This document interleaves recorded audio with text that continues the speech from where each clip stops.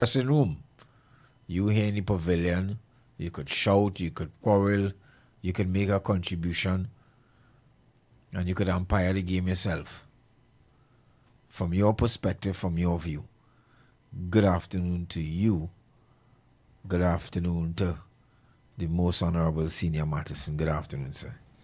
Yeah, good afternoon, and it's a lovely day in Port of Spain today. When I say lovely, it's bleaky and dark, so it's not as hot as usually is. We had an unusually hot air. Come a little closer to me. We had an unusually hot air. Yes. But it's bleaky this afternoon. Kind of early to be this bleaky. But good afternoon, and good afternoon to all those. I like to honor those persons who are outside of Trinidad and Tobago and who make it their business to listen to us on evenings, every evening. And I know this because, I get the stats. So good afternoon to you too. And welcome to a lovely game of cricket this evening. Well, we must start off. It would be remiss of me to start off without saying congratulations to the West Indies men team, or the West Indies and the West Indies women team. We want to say good afternoon to all the members of the West Indies cricket men team, the senior team. They won their one day, and the women were also victorious. And I know we are playing, or at least our attention is focused on another sport at this point in time, but we must give honor to whom honor is due. And we are quick to pick up arms and stone when the West Indies lose and they do not perform. But sometimes we're really slow to recognize their performance. So congratulations to the West Indies men and women team who have done excellent. Despite the conditions, they have come out on top, and we want to salute them, and we hope it's a trend that will continue. Some of us are fans only in the good time. Some people may soon fall off the Argentina ban. Some people fall off the Brazil ban already. You understand?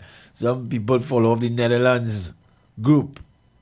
Some people fall off the Cristiano Ronaldo ban. And the ones like me who fall off the Brazil ban, not on any ban right now. Brazil done. Done for me. Some of us, only our side could win. By all means and by any means. Sport really brings out, I remember being to school sports and seeing people cheating. Adults, big quarrel and argument, and it is because the passion comes out to win by any means. You would think that they would be there teaching the children how to play fair. No. Topaz have to win. It's not about fair now. Ruby have to win, or emerald, or sapphire, or whatever the colors are traditionally. And sport brings out that side of us. Sport brings out that side of us. Competition brings out that side of us. We see it all the time. Good? Church sports and all that are the same bacchanal. Don't feel church sports as being any less, built with fire. Because for some people, winning is everything. Some people winning is everything. There are some people who do not understand. I see teachers crying, the house loser, Teachers, sports. School sports. I see children saying they ain't coming to school again, They done, They want to transfer. But they just didn't want to shoot sports. Yeah. Well, don't feel church sports is any less sometimes controversial. Good? Yeah. All kind of people running for church sports. They're not even members of the church. I'm a nephew. I'm a nephew from South. I tell him that sports, he coming to run for he coming to run for Ecclesiastes. Boy, he don't know what Ecclesiastes is. Because you really don't have to be a bona fide member. And who knows who's going to check? right? So sometimes sports brings out what we if you want to test our morals and about fairness, let us compete and you will see who win. School partners are the same drama. Good. Children playing for 4 different school. Going on playing on shoot. Secondary schools football. It was not spared of controversy. I know of people walking off the street and going and play for school. They're not even attending the school. Good? Because we have to win the finals. Good? And internally, you would have issues with students who are on suspension. But they're playing football. So, we're not spared of controversy at times. I have a call. I'm very interested. We haven't even put out a topic yet, but let me hear what this caller has to say. Good afternoon, caller. Hello, good day. Yes, good afternoon, caller. Hello, good day. Hello, good afternoon, caller. Good afternoon, good afternoon. Good Yeah. afternoon, Yes. moderators and all who listen. You know, you talk about sports and the Bacchanal in sports, Yes. and the TTPS had some little fun day. You're right to laugh. The 5K.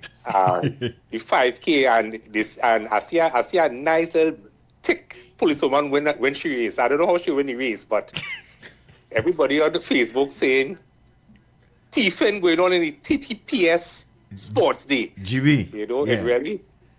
Well, no, I think it was TTPS, wasn't you? Oh, GB. I think it was GB branch. You talking about weekend? Yeah. On the weekend? Yeah. Yes. Over the weekend, God. Yes. And you know, it's Bacchanal and that alone because Correct. others saying this one thief, and I mean, it's sad to see. You know, it's sad to see that down to the police service, you're having problem with people complaining about thieving. You know, I don't know how true it is or how not true it is, but it was all over social media. But it is becoming a You pandemic. It is becoming a pandemic. The institution So, of sports. You know, we and its credibility. Matterson and you all, you're laughing. This country in a serious state. Yeah. Yeah. If we really care, because we supposed to have some serious face moderated. Yes. Which is right, but the place is so serious. Well, What going on in Padarat? Since December last year, a senior past minister is said to have put a hit on Padarat, paid some money and all. And you telling me since December last year, nothing was done by the TTPS to see who this past government minister was? You know, no surveillance, no witness go back and talk to the man. Was You it go take care, and you collect the money or whatever. Nothing at all was done by the TTPS. Was it a lover's spat or something? I don't know. I don't know who the so-called minister was, but this is a serious thing. This is all serious. You know, I don't know for the lover's spat. I don't know who it was, but you can't come in the papers in July and say in December the year before, somebody came and gave a written statement to the police that Vivian Johnson wanted to kill so-and-so. And nobody, and only sent back the man by Vivian Johnson to get more information, to tape him, to nothing at all. But nobody had killed nobody. 8 months after. So Barry Padarat is still alive, so that is that is good. But you know, we have to watch things there because the UNC, the government has been talking about certain things. Look, they say they wanted to kill Lindsey Graham. They say they wanted to kill Lindsey Graham the day before and he died the next day. Well, that's the U.S. Congress. He deserves. I wanted. He got away. He was of no help. He deserved that. He was a neocon. Black people. He was a neocon. Right? He was of that, but yeah. So I wouldn't even comment on him. You know. But it's really a sad state where, because what I was going to say is that we saw where this government has said things. And then after a PDO comes there. So I want to see within the next couple of weeks which past minister receives a nice little love letter in the form of a PDO. I'm waiting to see, because that has been this government modus operandi, to talk about things and then all of a sudden somebody gets a PDO. I don't know if somehow I feel that coming soon. Excuse me? Somehow I feel that coming soon. You never know, because you've seen it happen in Parliament more than once. Things are talked about or in the public, and then after a PDO is given. So if this is a serious issue as far as the government is concerned, you never know. You may see a PDO come in. I don't know who it will come for. I don't know if it's Minister Young or Mr. or whoever. I don't know who. So, Caller, have you ever been involved in sports to that degree? Have you ever been involved in any kind of sport to the degree where you feel you have to win? Does it have that effect on you? Well, I have never allowed sports to control me. But as a human being, I always try to be the best that I could be. Yeah. You know? Even in your school days, and it could be your young days in your house sports, were you ever passionate like that or competitive? No. I went Fatima College, and if I only say that I was a footballer in Fatima, everybody in Fatima would laugh and say Vivian Johnston was a footballer. No. Not even in P? Yeah. What about your house? You didn't even contribute in P, boy? No. I used to play small goal with teams and things, but I wasn't no star boy. I mean, because Fatima College I went to, there's Lara and there's Scott Rodriguez and Roberts. The whole crew. Yes. That there. So yes. If you the benchmark is very high. It was very high. The benchmark was very high. Correct. Yes. You know, but there's a lot of serious things going on in this country. A lot of serious things. You know, some of us support the PNM, some of us support the UNC. But I want to tell the world, Trinidad and Tobago today, we need to move away from party politics. And I would advise every constituency to set up an independent to run in whatever next election comes up. Because we have seen UNC failures, we have seen, at least I have seen it so far, I don't know how it will end up before the 5 years. And we have also seen the PNM failures, you know. And if this is what party politics brings to Trinidad and Tobago, boy, we're in dire straits. We need to try something different. All right, so that is my contribution this afternoon, gentlemen. Thank you, Kolo. Just as sports does, right? We were going somewhere, but we take, you know, the pavilion from time to time. We didn't really establish our roots. But just as sports does, politics tends to bring out a side of us as well, you know. Especially at election, you know. Some people has lost cousin and brother and families disrupted, you know, because of partisan politics and party politics, you know. Some households. I hear some people talk about, I'm on a chat and a guy said on the chat, he better block him for the World Cup. He blocked him because one supporting Argentina and the other one supporting any side African. So he said, boy, my brother blocked me, you know. And he said he blocked me until after the World Cup. So sometimes we blame the thing itself. Some people say politics too nasty. Religion and politics, I don't talk to. Is it the religion that's nasty or you? Is it the politics that's nasty or you? Or does politics test your morals? Because your sense of fairness is compromised. Would you hire your cousin? It's easy to say it when the Prime Minister do it. What about you? If you were the minister, would you hire your family? Would you give your brother a contract? Would you help your neighbor? And is everybody who you help, will all of them be qualified? Would you only help them if they're qualified? We say a lot of things, you know, morals, and we spit virtues and values, and we spit it every day, and we judge and we upright. But when you're in a situation When you're in the hot seat, when you're in the chair, when you do have the power to, what will you do to keep it? What will you do? The boss wicked. Wait till you become a boss. Wait till you start to run a little shop. The employers wicked. What about the unions? How do they govern? How do they self-govern? How do they treat their members? How do they treat those who they employ? It is easy for us to look externally, outward, to particular problems in life and society. Good afternoon, caller. Good afternoon, gentlemen and to your listeners. I hear indeed this discussion here, but I just want to ask a question based on what is in the public at this time. And the question is to the TTPS.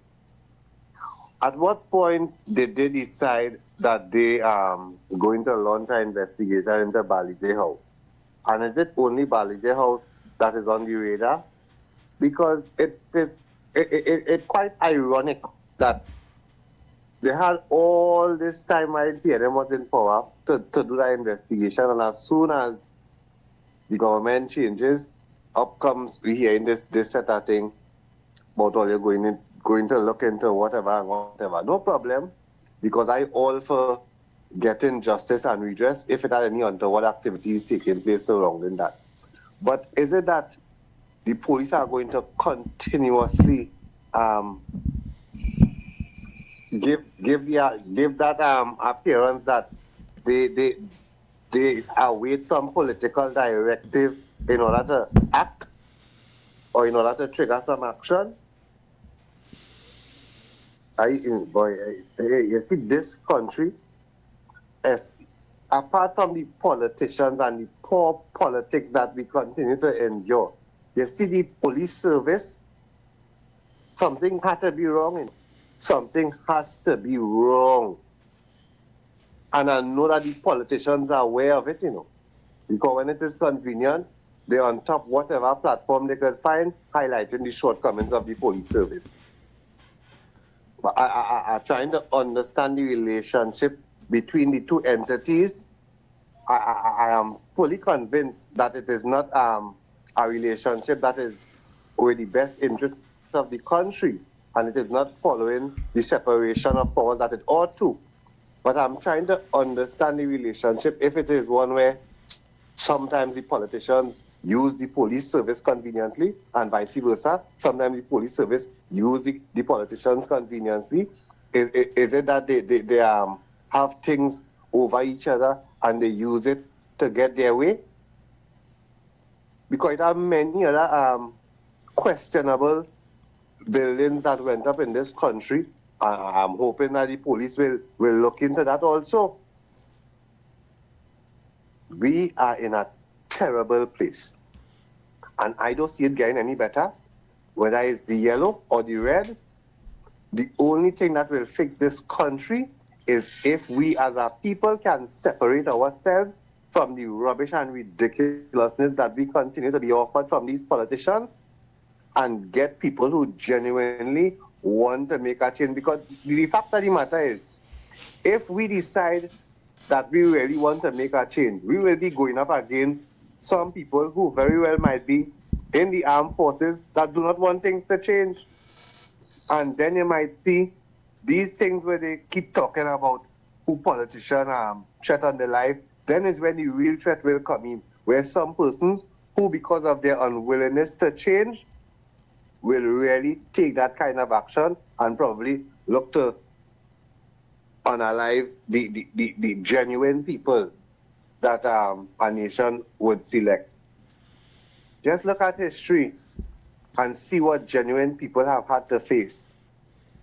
Some people had to go all the way up to facing death just because they want to remain genuine. But we are in trouble, Trinidad and Tobago. We are in serious trouble. Serious trouble. I looked on and listening, gentlemen, and thanks for allowing me. I just hoping that at some point good sense could prevail in this land, boy. It's not easy. Okay, thank you, caller.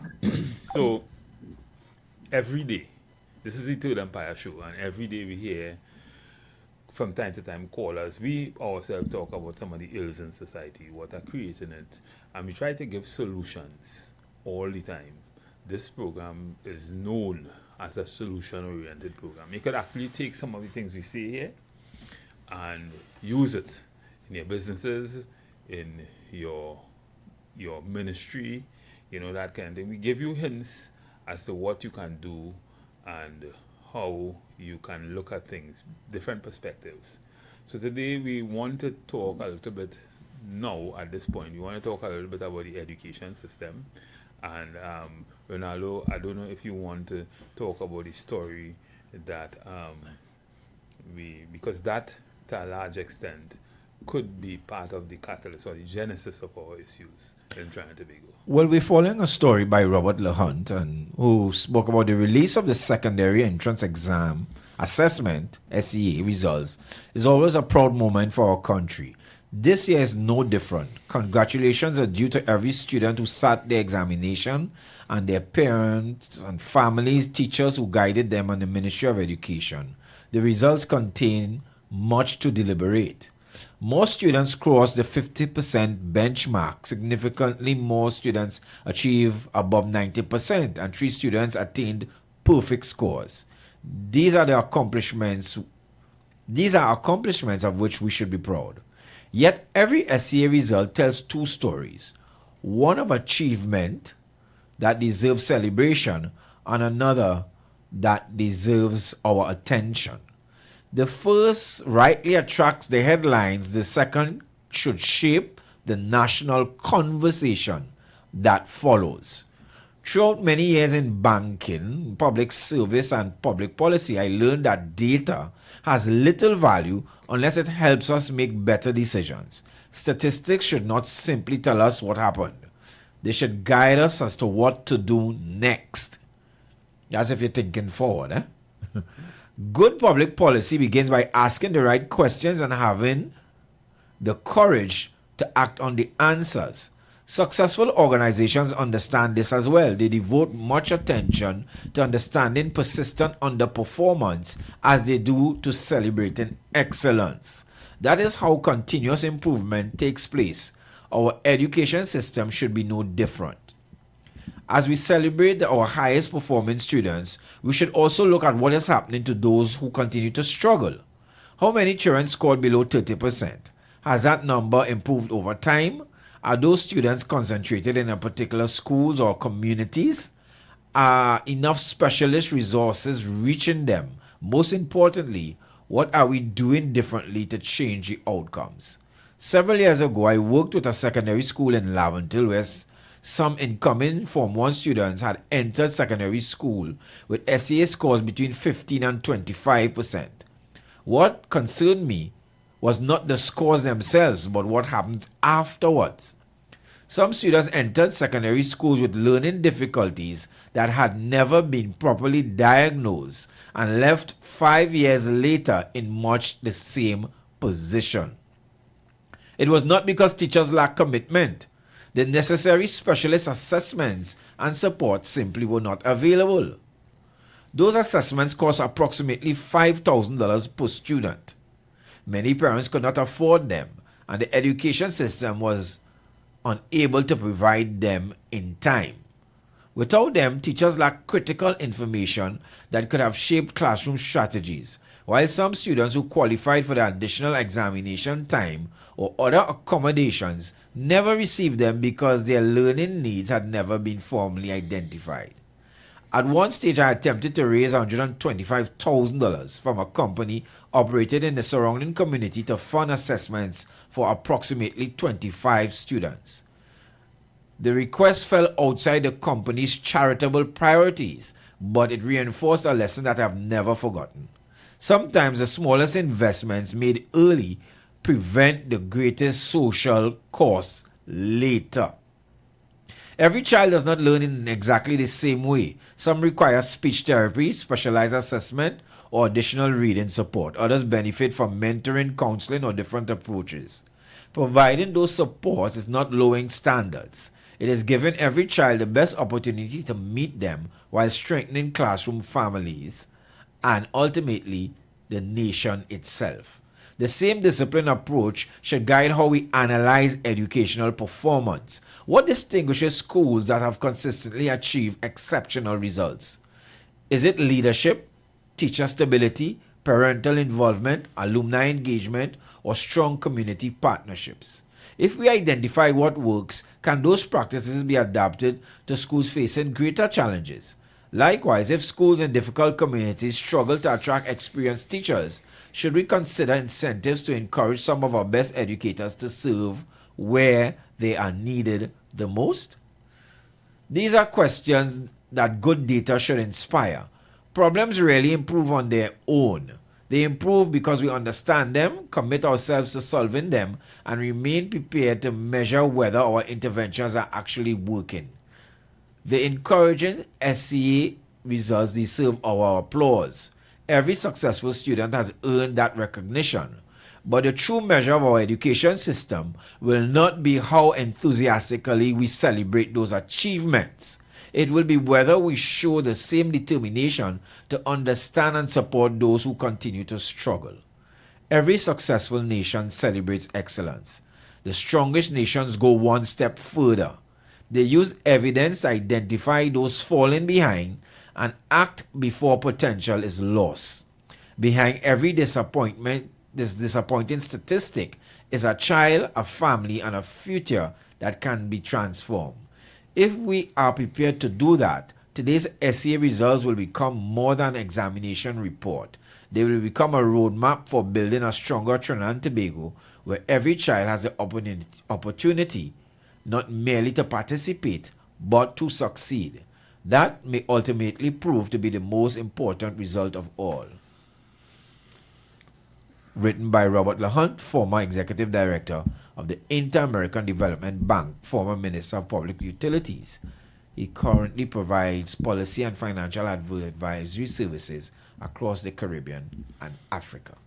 Excellent article. It is nothing different from what we've been saying on this program where education is concerned, except it is in a very aggregate sense. It have dissected a number of things a number of talking points here that we could explore, because as I said in the introduction to this, is that sometimes when I hear the complaints, when I hear people talk every day about Trinidad and Tobago, the catalyst, the main problem starts from our education system to a large extent, and how we see education, what we consider education. Sometimes I wonder what it would look like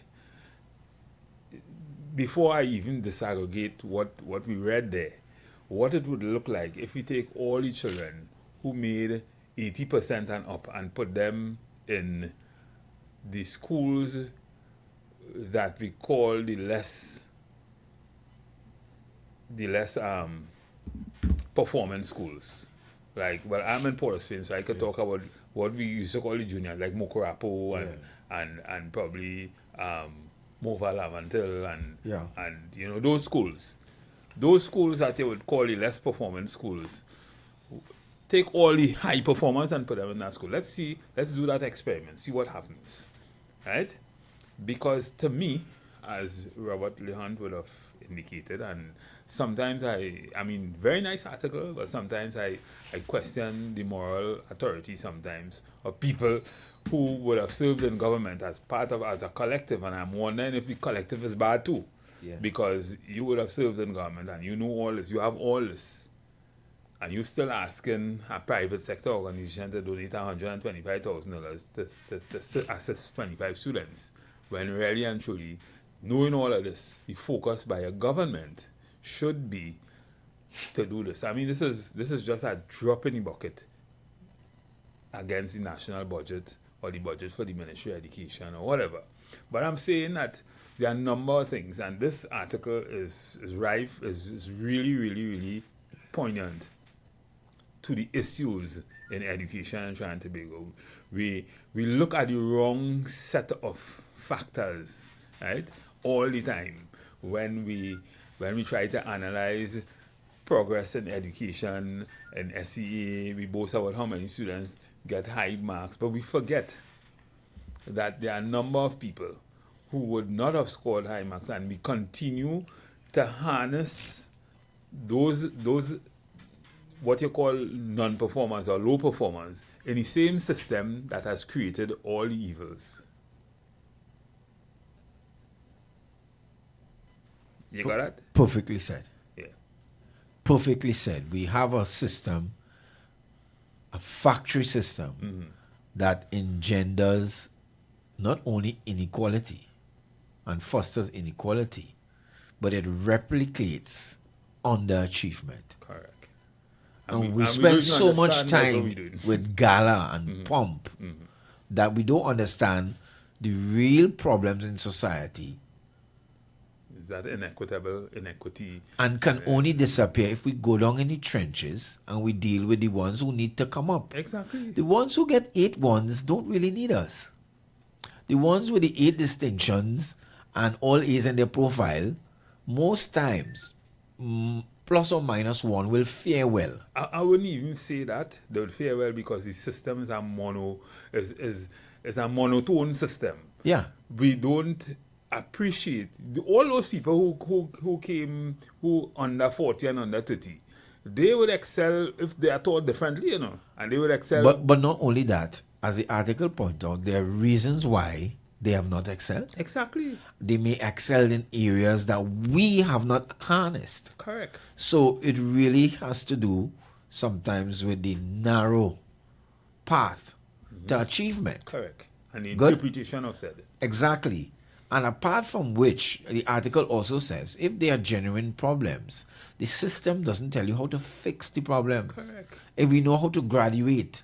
So you see what's going on with school graduation these days? Well, in primary school? Everybody graduates. But not only that, it's an absurd cost for many parents. I remember just putting on a little something, and I know something these days, it's pictures, it's this, it's that, Exactly. it's that, and the other, and For the achievers and the underachievers. Correct. Because everybody graduates. everybody got it. But the point is, it can be even burdensome for some. Let me stop and take this call before we continue. Good afternoon, caller. Hey, good afternoon, Mr. Relax and Mr. Matheson. Good afternoon. How y'all going? Good. We're good. Super. Well, I don't want to interrupt too much, but y'all touching on a great topic. First and foremost, let me add another congratulations to all the primary school students who did SK. I mean, education is so important, and as we continue to have the conversations, yes, but the crime and comfort are the major topic. I sincerely hope before years up, that we know need of faith and comfort. I'll touch on that. Ensure each citizen have rights and is. Once we all have equal opportunities, equal opportunity to those are the fundamentals we need to take where it comes to safety in our society. That will be a period, and tourism fundamentals. Caller, I don't know if it's the internet or what is it. Then working well. So. Sorry, you were saying my little broken up. Yes, better now. Okay, well, all right. Well, I said a lot, but all in all, you all doing great work on this program, having the conversations, but these are only the first step. We need, to see a bit more from Ministry of Social and Community Development. Are they reaching out to communities, doing the necessary surveys to gather information, finding out what situations persons may be dealing with, what situations needs to be addressed, and is not really providing like handouts or for persons. It's just to ensure we all on the same page in terms of safety, comfort, everything, and then it's just about progression from there as a society. So I don't want to be too lengthy, but thanks for the opportunity and keep up the great work. And once again, I hope very soon we have the type of Trinidad and Tobago that we all look forward to. So thank you. Yeah.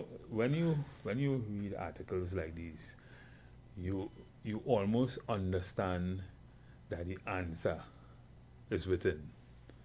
The challenge is like looking at an organization and blaming the employees for the failure of the organization. Yeah. But without even managing the performance of the management or the leadership. Yes. You will not understand because they are not measured by the same metrics. The same metrics. Yes. And they don't know that they might be the problem. Yes. Right? So it's the same thing, Whenever I look at an organization, I look at the whole and I try to understand why certain things happen. Sometimes, you do an HR audit, right? And that some people may not understand what that is, but that's a very scientific and detailed and scientific undertaking. But you get to understand the thinking of the people, why the people do certain things, what the problems are. You understand management, you understand everything.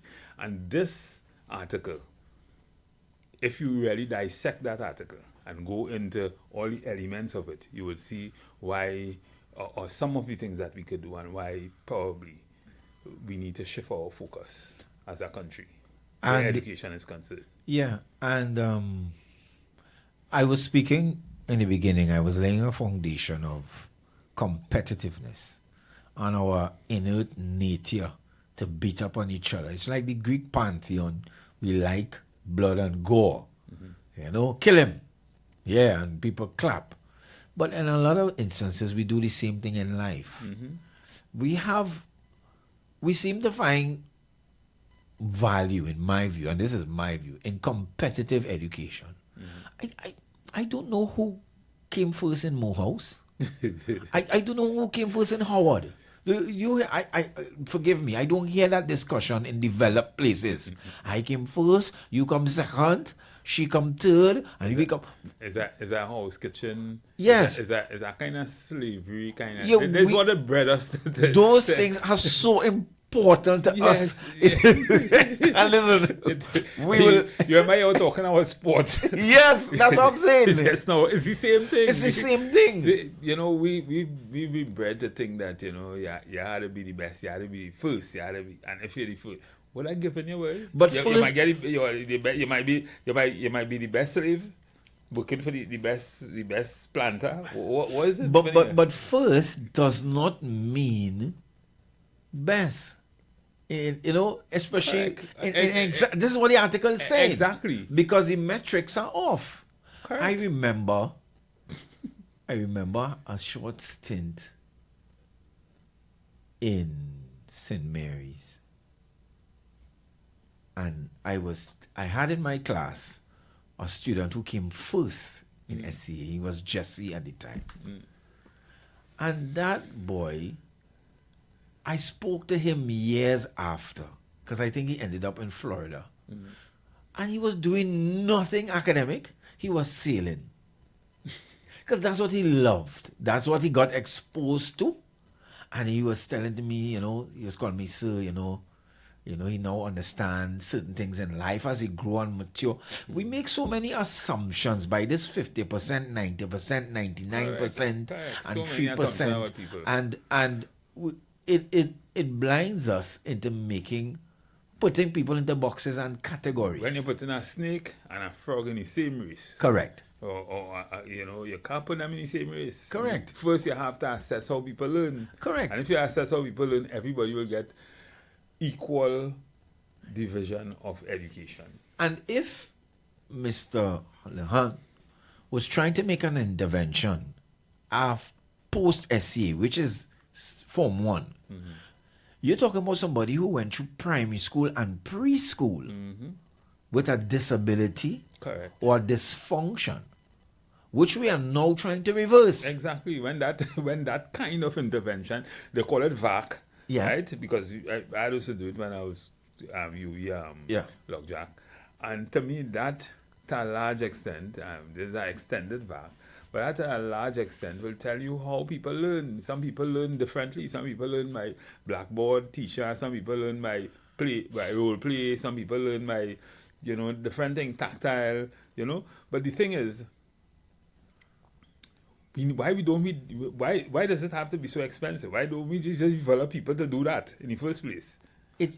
And there are people whose jobs it is to do that. But as far as I know, there are not enough of them. But they are not utilized, they are not used. Correct. And worse yet, in the primary school system, you can't diagnose a problem after 7 years and have the same effect. Correct. After the horse has already bolted. I remember one of my past students saying to me, she said to me, "Sir, and I wouldn't get into the particulars of the institution, but she said to me, "Sir, when I left school, I went to church camp. And when I went to church camp, they prayed for me and, I joined the church. And when I went to the church and I joined the church, they sent me to get diagnosed." I said, "Well, that is wonderful. The church has taken up that kind of a thing." She said, "Yeah, I was very eager to do things in church, but there are certain things I couldn't do. So they went to see me, they went to get me. I got diagnosed. And the diagnosis said I was dyslexic. And for 5 years at school, sir, I thought I was dumb.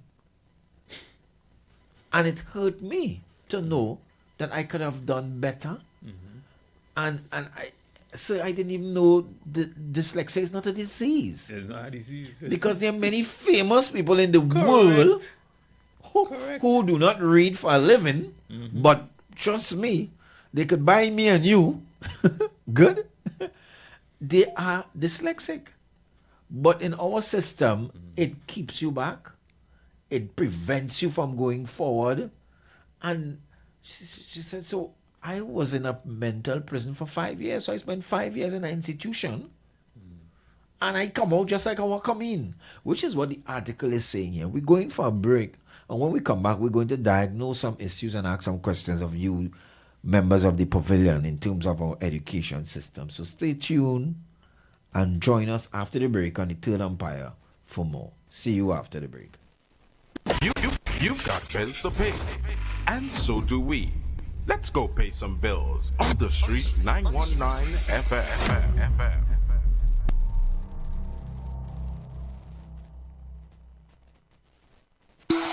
When every hand start waving, it's KFC a craving. Extra crispy or spicy, it blazing. But don't get left back, you better run down the line and grab a KFC before it's full time. When the game start kick off, fingers get lick off. Dipping popcorn chicken in 3 kinds of sauce. So careful with your tackle, keep your hand out the box or hand your red card and point to the spot. Now you dip on, you dip on, you dip on, you dip. Get your hand in the action before a ball kick. Yes, you dip on, you dip on, you dip on, you dip. Somebody bring the KFC quick, I'm telling you. Get your hands on KFC's extra crispy or spicy popcorn chicken, starting at just $35. Or grab the winning combination: 3 pieces of chicken and 4 tenders for $79.95. KFC, it's finger licking good.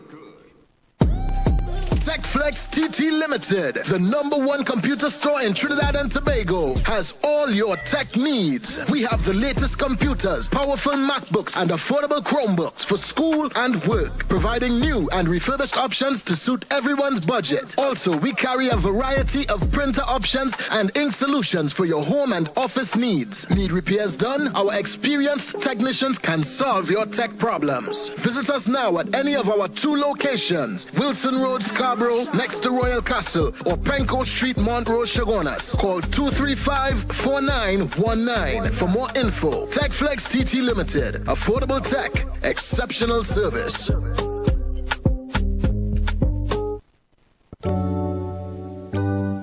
Blessings in the wonderful name of our Lord and Savior Jesus Christ. You are invited to listen to the Final Hour broadcast heard every Monday from 11 p.m. to 5 a.m. in the morning on the Street 919 FM. Hear my mom, Pastor Helen Garcia, and myself, Pastor Valentine Garcia Jr., preach the Word of God to the elderly, youth, and children. We can be contacted at 629-0113 or 623-8444. The church is located at 26 Prince Street in Port of Spain. We look forward to you joining us. God bless you.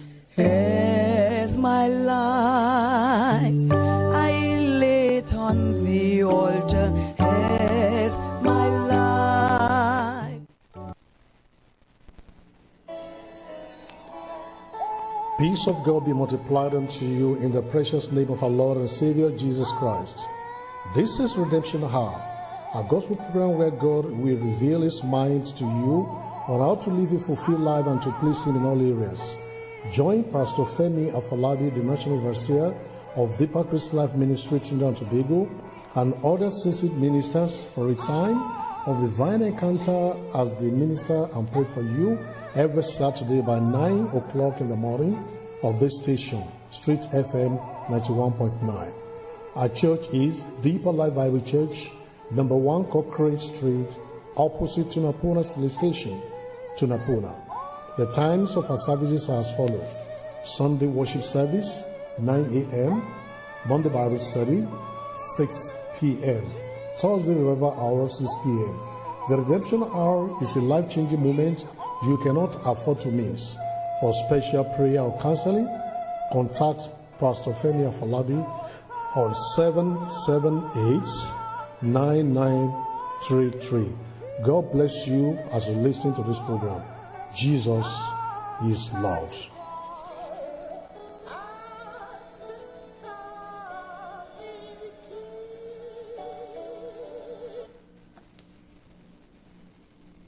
When the first whistle blows, your instincts kick in. You grab the bucket, dip, tear, chair, and crunch down for every finger-licking good play. KFC Popcorn Chicken is back in the game. So get your hands in the action with extra crispy or spicy popcorn chicken starting at just $35. Try it with our winning sauces and get your hands messy with the drip. Or get the winning combination, 3 pieces of chicken and 4 tenders for $79.95. To satisfy every craving during game time, it must be KFC. KFC onion rings, bring the sauce, commit to the crunch like a boss, Add a ring, show me onion ring, in the ring, show me your onion ring, it's a ring, yes, it's a brand new thing called onion ring.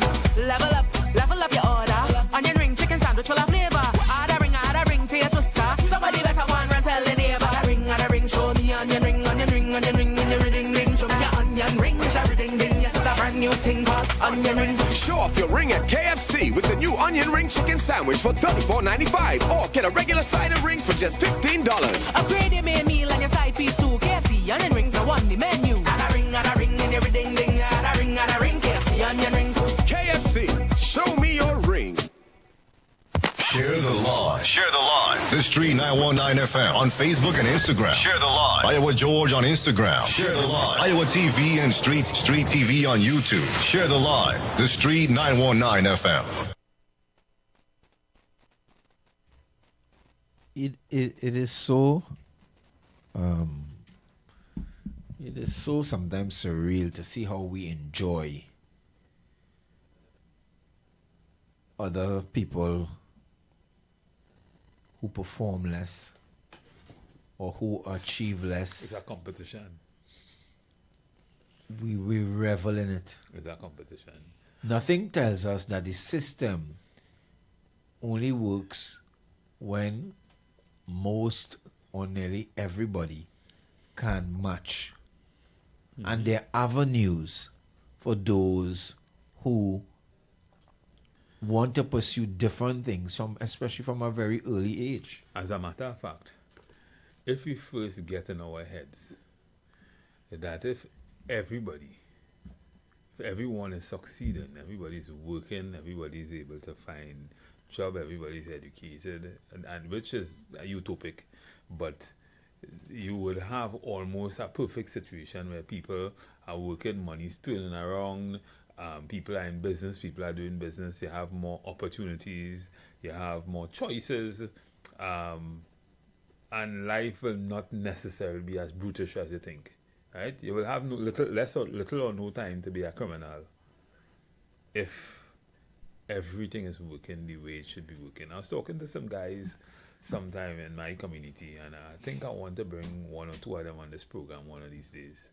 because I was trying to make the nexus between what we're talking about here, people working and thing, and a society void of the kind of problems, criminal and crime and that kind of thing that we're talking about. And that is not very difficult or to comprehend, because you go to some of the other Caribbean islands, when we talk about the levels of crime in Trinidad and Tobago, they can't even fathom that. Some of those small Caribbean islands. So while we celebrate all those 99%ers and the 5-1s and the straight A's, we have a particular problem in Trinidad and Tobago now that affects everybody, that those things do not really solve. Correct. At all. We have a particular problem in Trinidad, a particular social phenomenon that affects you whether you're a state prosecutor or living with an old people home. The other day we saw an attack in a doctor's office. We saw that. So poor doctor, now had to. We have a problem in society and we need to deal with at its root. But standing up on each other's neck will not help. Correct. That crabs in a viral syndrome ain't making no sense. It's working against you. Good, because I did say when I went to my last teaching assignment, funny enough, when I was recruited to go to that particular school in Mova, people in the ministry tried to convince me not to go. Don't go there, You never hear about it. Them children bad. You're sure you want to go this particular school? You're sure you want... Listen to me. I had the principal number, you could go to that school, I could organize it for you. So I said to them, but that is where the need is. And I am actually from the community. And I would like to contribute. So you're sure? It have better schools, Understand what they were saying? There are better schools. More prestigious. So you see, that the administrator saying that. Yeah. So that should tell you something. That should tell you something. It starts there. It starts there. And all how for the next 4 days of signing that form, I will get calls. Hi, your name came up on the list. You want to come up by me? So to them, there are a sector of the public that has already been considered as doomed. Condemned. Yeah. Doomed. Yeah. They ain't going nowhere. No, they ain't going nowhere fast. They ain't going nowhere. Forget that. And worse yet, if you're going to a particular school. Yes. Right? You have a challenge. So yeah. Think about the mindset. Think about the psychology of the teachers there. Think about they know we just going to be just a job for because them trying to do nothing anymore. Yeah. Them ain't going nowhere. So all the fight now, they do what they want. Self-fulfilling prophecies. Self-fulfilling prophecy. Right through the system. The Pygmalion effect. So, and the thing is, we don't understand that. We don't understand that. So they're under-resourced, underfed, everything. Everything dealing with under or minus. And Leon spoke about something. And when we talk about self-fulfilling prophecy, teachers' expectation on children, it doesn't stop there. Sometimes parents' expectation on their children. It follows. Right? Because when you talk about alumni, you talk about PT, parent meetings, right? And these more... You always talk your about school, that. The school you taught at, and the school my son went to, those schools has parent meeting, not necessarily parent-teachers meeting. Yeah. A caller from Diego Martin always talk about that because I think her son went to St. Mary's also. Yes. But the thing is, all these things play a significant role. So even parents, we talk about the Pygmalion effect, and teachers' expectation on children, parents' expectation on children also. Because to a large extent, when a child passes to them school, you ain't even going to PTA meetings. Right? Because you ain't really expecting much. You just see them in a hole in bay until school over and come home, you know, that kind of thing. So the thing is, we really have to fix that, which is why I started off by saying, maybe we should do an experiment. Just saying. Yeah. Maybe we should do a control experiment. Yes. All your what you call underperformers in SCA, put them in the schools that we consider without knowing, put them in the schools that we consider the schools that everybody want to go to. Let's see how that works. Not everybody can learn in a class of 30. Correct. Some children, 5 is as plenty. Some children, it has to be 1-to-1.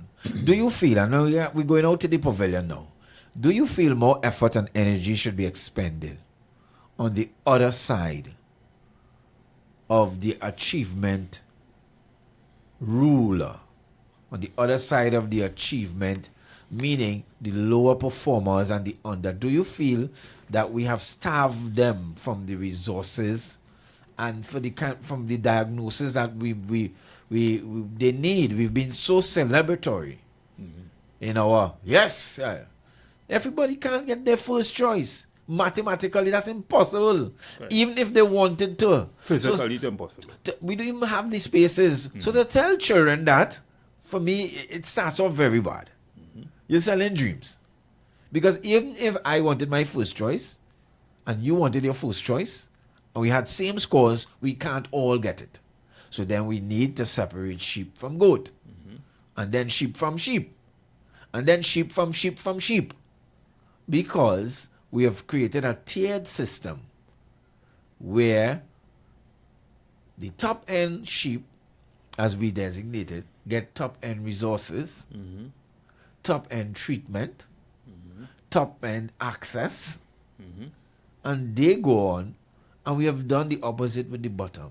Have we been fair to all in our education system? Have we given those who need additional help and resources? There's some children are like that of no fault of their own. Some children are like that because of social problems. Some children are like that because of learning deficiencies, which is different from a disability, as we say. But we're guessing. No research. No research. You know, that's the next thing. And that's to me, that's the most critical thing. That's the most critical thing. Because we do operate with data, and to some people, statistics mean just that to them. Yeah. But if we use the data correctly, we'd be able to solve the problems. Yeah. Yeah. The number to call is 342-008-1466-5391. Do you feel we have really done a disservice to those who need the most help? Those who need the more focus, the more resources, they need the more things that will help them over the line later on. Because you have CSEC coming up, eh? Remember, I didn't make it in 5 years, eh? I barely make it. Yeah. But then we have our next one coming up again. Good afternoon, caller.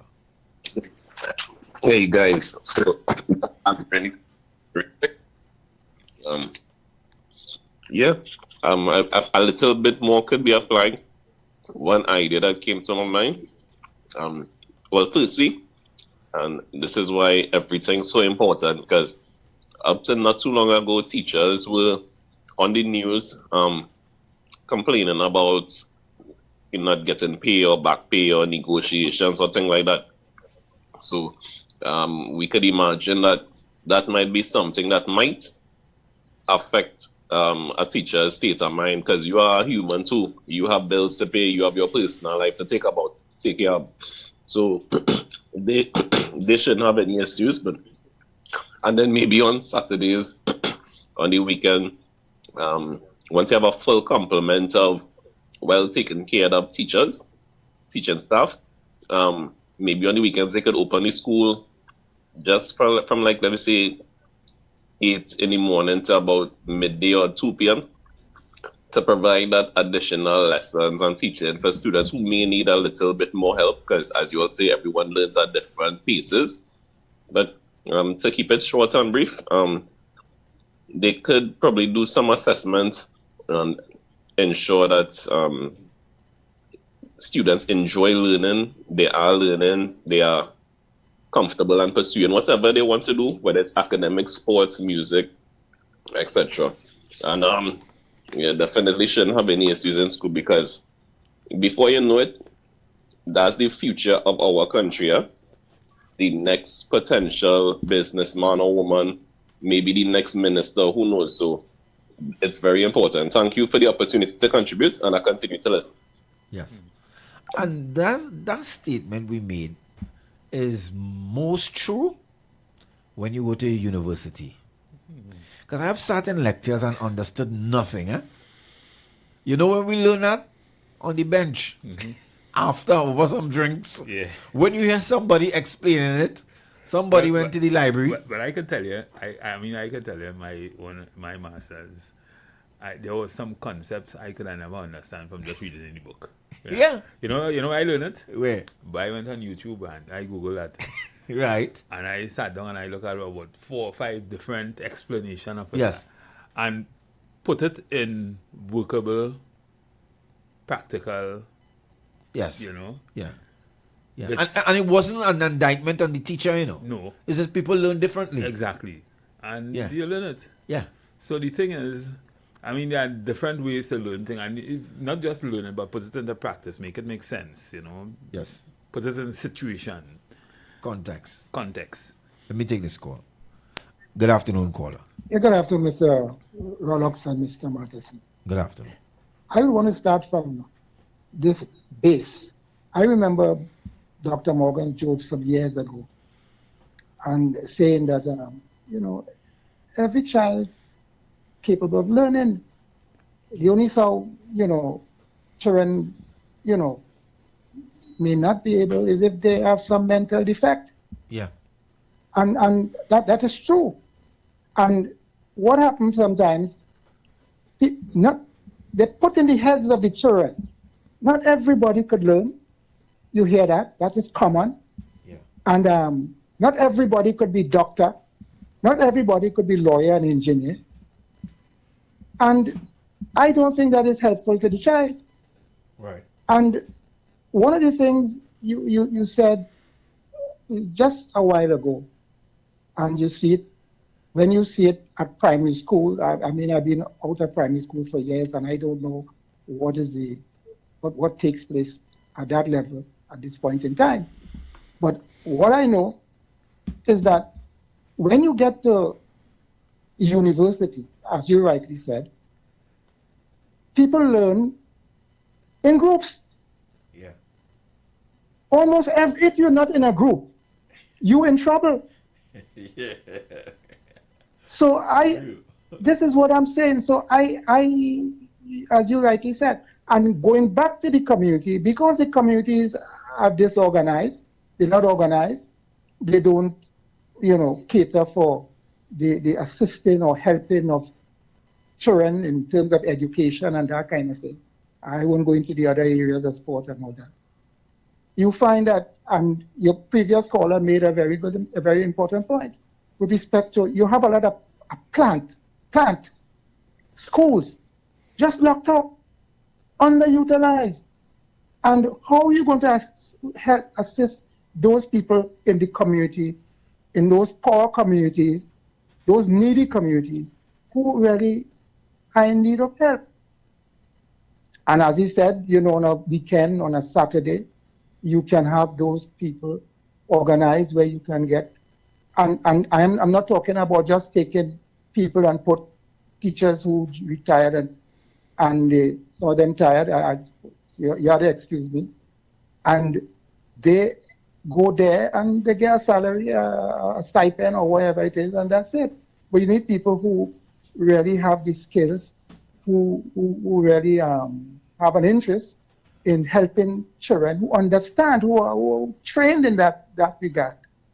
And what people have to understand in those needy communities, those depressed communities, most homes are dysfunctional, and the children are disadvantaged there because, again, the parents can't help the children. Yes. They can't help them. Yes.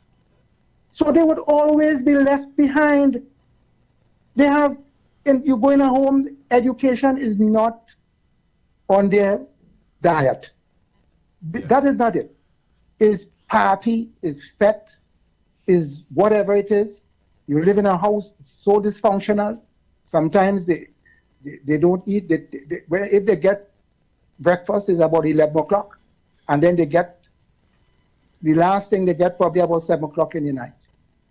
That is the kind of things that happen, and therefore you need. This is where you need social workers in those communities.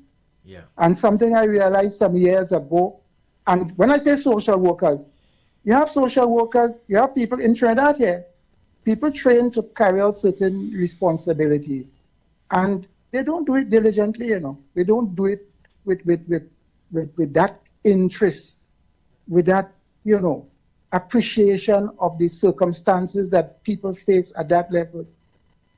Because what would happen here is that yes, you put them there, but they don't give it all. They don't give it their all.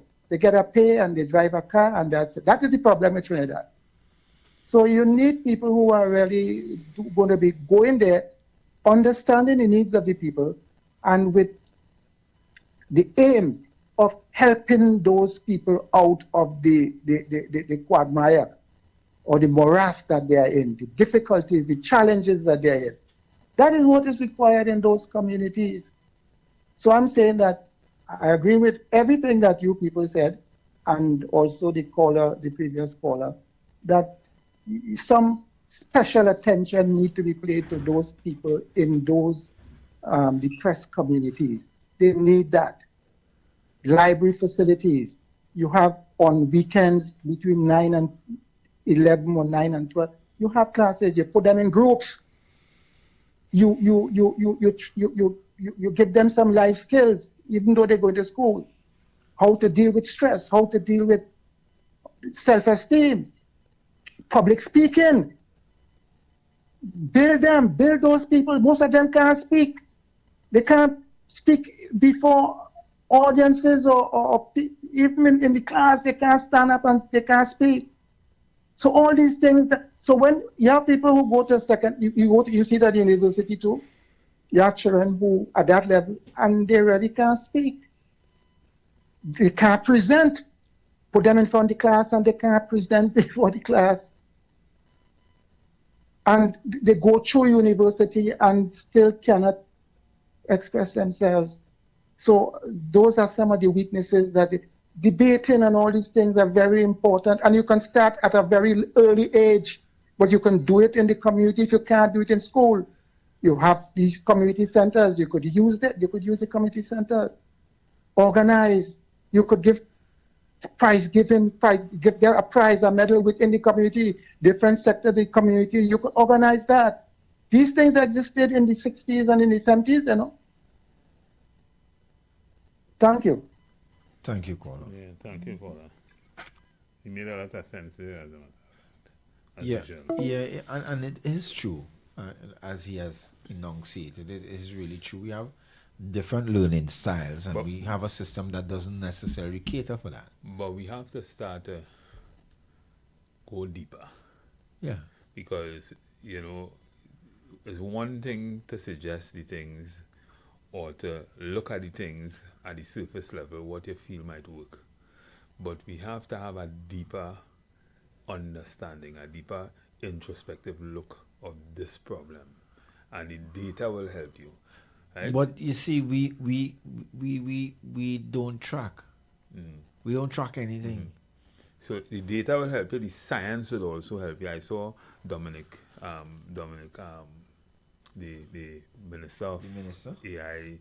He spoke about using AI and integrating AI into the system, which is a good thing. But that too has its weaknesses. Although the thing is, learning the way or education in the way we understood it before is not as relevant as you would think it should be with the introduction of AI and all that kind of thing, because Correct. you can get everything at your fingertip. So we have to now train people to be more advanced thinking, even utilizing those tools to go further. Yeah.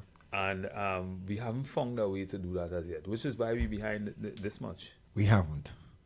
Good afternoon, caller. Good afternoon, gentlemen, and hey, listeners. You know, this topic what we're dealing with so close to my heart. But if we really get it right in this category, a lot of the issues that we face currently will be dealt with. You know. Yes. Because you ask certain questions about if in sport, right?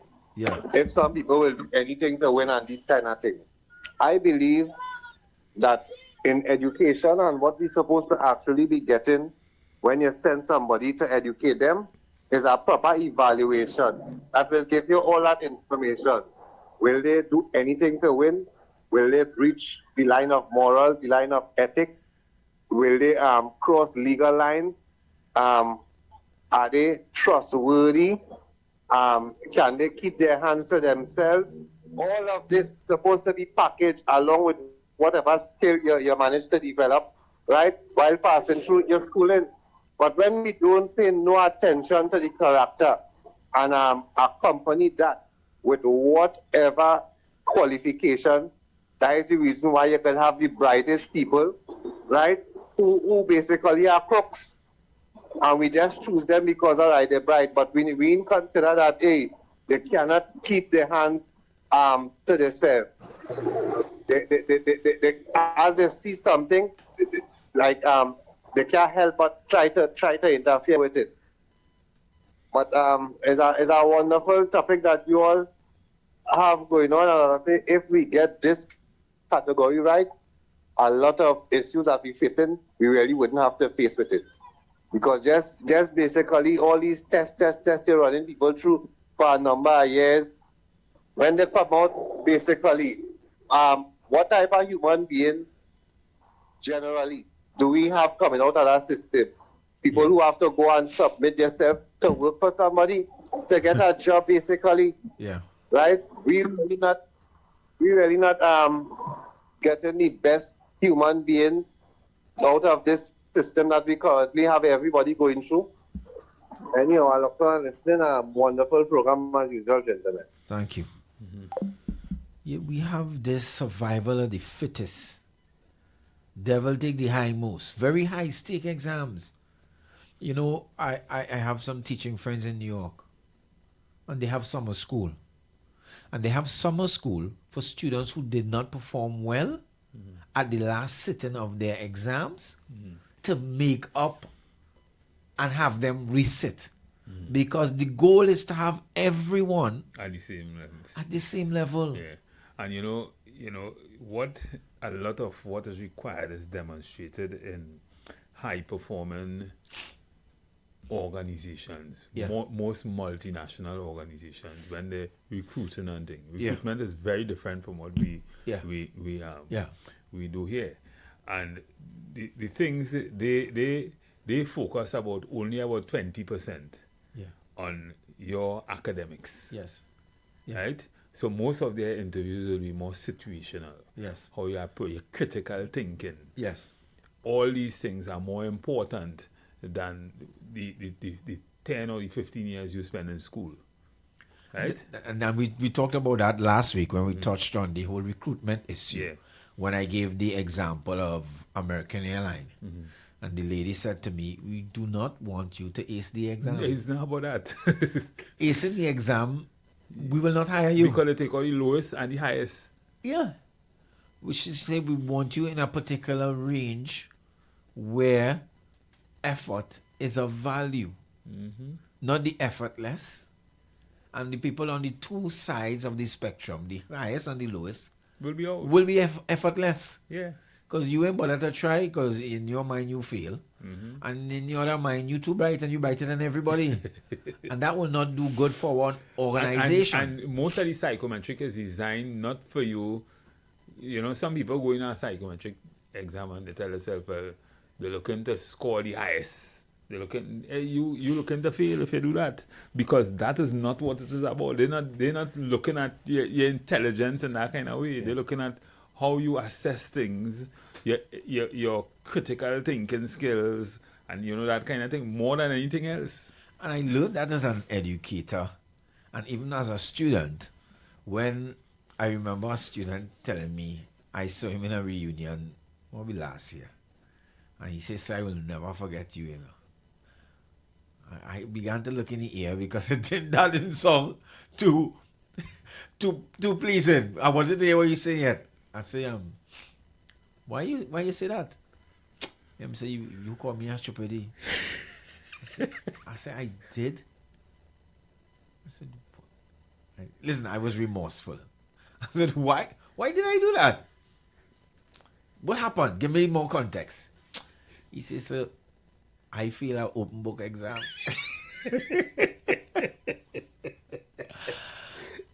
I said, for him, sir, you told us that if you didn't do the work, we could never find the answers anyway. And I feel him say, I'm a master's now, And this and that, and he was very, very happy. But listen, he had me in his mind. And I said, that was not a good way to teach the lesson I wanted to teach. But the point I was trying to tell him, and he got the point, is that analysis, content will not help you if I'm testing you to analyze. But I also tell you the effect, the effect teachers have on students is almost as parents, Yes. Similar. Yeah. And sometimes even more potent. Yes. So there are things just like that. There are things that teachers, and this is why when you look at the study of the Pygmalion effect and that kind of thing, for the most part it is correct. Yeah. But there's also a psychology to it. Correct. And that is, you affects a child's psychology by what you tell that child. Correct. Your expectation is. Correct. And that to me is sometimes. And that was important because sometimes, and most times, even where I would teach, once you raise the bar and the standard for those children, you wouldn't believe they're talking the Queen's English, or maybe awkwardly. But what their brain tells them is that in this environment, how we normally speak is not allowed. You didn't have to tell them that. I remember we went to a basketball game with international school in Port of Spain. It was girls. And my God, the girls from my school, the only thing they do with these girls is bury them. They clothesline them. They push them. They trip them. They cuff them. They do them all kind of. It was like a rugby match. If you see these parents from this other school saying, "Oh my God, don't let the school come back." Oh my God, don't let the strength come back in the school." What came out is that the referee, because that school had it well done. When it was a free show, they clap and they had all these little things. Not there was no NBA, but you could see that they were organized. So after the game, after the other parents really take the children and bust it because the children get real bang up. I got always sorry. I said, but you all cannot run with the ball. I don't watch basketball and I know you can't pick up the ball and run with it. So the referee said, sir, well, I wasn't the PE teacher, but he said, I'm disappointed that you did not teach your students the rules of the game. Skill is a different issue. They may not have had skill. These other children are not really skilled either, but they understand the rules of the game. And that is fundamental. It has to do with exposure. Good? So now that they're exposed, you could see the stark difference between people who understand the rules. So they went with probably a attitude of inferiority, or so, and maybe we need to show them our other skills. Yes. Rather than the skills of the game. Yeah, this how they do it down by we. Yeah. This how we just do it down by we. And there was another time I took a side. Well, I was more involved in the music side, to music festival. So we entered the folk category. I think we sang after St. Francois. Right? And listen to me. When them students reach on stage, it's Malik folk performance. If you see lustily and eagerness, the adjudicator was British and very British. He said, "What a wonderful performance. Despite the fact that you all did not sing any note on the score, on the music score, we must give you all a prize." We got most enthusiastic, some kind of thing. I feel they make up that. If you see those children celebrate, if you see those kids celebrate, that is it.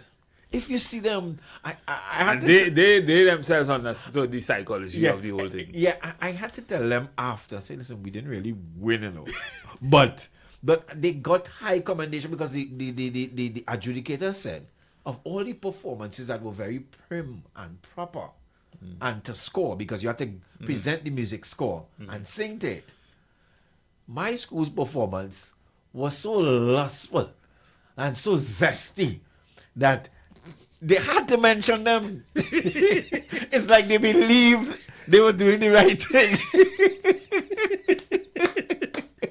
They believed in their minds that they were doing, listen to me, they were singing for the Lord. They were just singing and singing. The adjudicator watching the score and he listening, and he doesn't song like that. That is neither F. Because everybody's there with their piano accomplishment, pianists and everybody. And this school have these children up on stage.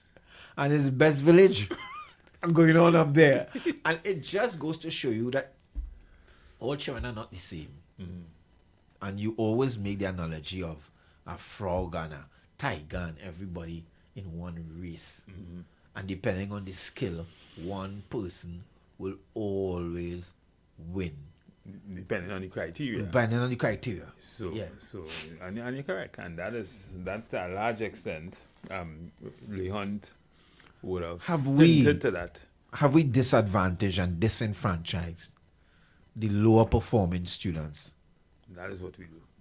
Give me a call, 342-008-1466-5391. We're going to move on from this soon, but we just want to wrap it up, this discussion about those who really need the most effort, the most resources, the most focus, those who really need it. Are they getting it? You know why? Because we're studying who will come first and who will come second. Well, they're not getting it because clearly the system does not reward, to a large extent, the people who need it the most. So the schools that need it the most, because you see, we're not able to look down the road to see the effects of what they call failure. Yes. And how society will treat that. Yes. How society will treat that failure. Because society, we grew up in the same system. Yeah. So a failure is a failure. Yeah. In society, you fail your common entrance, you fail your GC, CXC, you come out with nothing. I mean, we're not paying you nothing. Yeah. Right? You get the crumbs. Yeah. And that's how society see it. So at the end of the day, nothing. Yeah. And nothing would mean, remember, water had to go somewhere. Yes. Water must flow. Must be displaced. Yeah. So the end product of it is what we have today. Yeah. People will find other means to survive. Correct. Survival. Correct. And you may not be able to enjoy your Benz in peace. You wouldn't be able to enjoy it in peace. They'll break it because they see something looking like a wallet inside it. Correct. Right? Correct. So at the end of the day, we have to understand, especially like me, for instance, I live in a particular, I good with everybody in my community. When somebody has nothing else to live for. And I'm not moving from that community. Yeah. Right? I prefer to help and bring people up than to move away from them. And you follow? Yeah. And the thing is, if everybody see mankind see people like that, especially in places like black communities or communities where we would have started off with a certain disadvantage. Yeah. Right? We had to look out for each other. Yeah. And we have to understand the importance of everybody reaching the goal at the same time together. We are so sectarian and in our views, you know. All of a sudden during election time we hate red because we yellow, and we yellow because we hate red. Carnival time, forget that. Let me whine on each other, and then we go on again. We are so frivolous at times. We're swinging on a branch with everything. You know, adversarial, and we don't need to be adversarial. We don't need to be, because this is one Trinidad, and crime does not see politics. It doesn't. If you don't understand that, now there's a gentleman in a particular place, and one would think because of his social standing, he would not be there. But that has only now. Yeah, there are rare circumstances where that has happened, but the fact that it could happen tells you that none of us are untouchable. None of us. It depends on who don't like you. It depends on when. It depends. It really depends, and sometimes that is a determinant in your life as well and your longevity. That is a topic for that's a story for another topic another day. Yeah, we would get it. We will deal with that. As a matter of fact, we've touched on it. Because there's supposed to be a ruling tomorrow, I think. Yes. The Court of Appeal will talk about the release and the circumstances and the medical conditions, which I hear every Tom, Dick, and Harry talk about. It is not peculiar. Then everybody could say the same thing. Well, everybody has some kind of sickness. But that's what I'm saying. We've always heard these things. So I'm really, really interesting to see what will be the distinguishing factors, if any, that qualifies one and disqualifies another. And it can't be wealth. It Yes. can be that I am a CEO and you are a laborer, or you are just a thief. Yeah, and you are more important. Yeah, you are more important than me. So we have shunned those who need the most help. We have failed to put in, as you would say, a scientific system to spot these children that need. We have failed to put in a system that identifies them from early. From very early. And I have a friend who was into data mining. He into data science. And he was explaining to me that there's a statistical study that talks about children who will do well, and you spot them from preschool. And it has to do with a certain number of words in their vocabulary. Oh, okay. So there's a formula that says if a child has a certain number of words in their vocabulary at a certain age, that child will do well. And when I thought about that, I said, that's something we take for granted. But if you notice other groups in society and other people, it looks like they take that seriously. Of course. So it looks like they take that seriously, how they interact with their children and how they spend time in teaching their children not only academics but other things. How to communicate among themselves. How to communicate. How to use words. How to express themselves. And how to express yourself, yes. Good afternoon, caller. Again, gentlemen. Mr. Matteson, you're saying that it cannot be well, but all indications is suggesting that is the differentiating factor, because there are countless of people who have not been facilitated that opportunity. I am thinking in this case with Mr. Hadid and them, maybe it is because of the two approach that were used by the TTPS, why they are allowed to be able to face the courts or whatever or what have you, but is it that I'm still trying to figure out, just like everybody else, what is the difference between other persons who are currently detained under the PDO and Dominic Khalid and his wife, and I see recently somebody else is putting up a challenge. But by no indication it suggests that the person is outside of that category of wealth. They too belong in that wealthy category, and it appears like they alone are being facilitated this process where they can challenge their detention. But no one else with lesser allegations to answer, less serious allegations to answer are being given that opportunity. So I wait to see. As I said the first time, the court would have saved the police service and the government some face, right, in terms of the first finding that they had. But we wait to see how this matter will proceed. And whoever I see will see and can come to their own conclusions. But things really not getting better in the country. Things really not getting better. It is clear to see that rules are being applied differently based on who is in front of the person answering to whatever rule has supposedly been breached. But that is Trinidad for those who don't know. And apparently, some persons not seeing it for what it is and refuse to free themselves and think for themselves. So, gentlemen, I am hoping that this cycle will stop sooner or later, but there is no indication that it is going to, based on the people who are in charge of the structure that we function inside of. Anyhow, as usual, I love to listening. Wonderful program. Thanks, caller. And again, it is quite evident that we're not looking back. We're not putting the emphasis where they're due on those who are underachieving, those who need assistance or those who need help. We're crossing over them.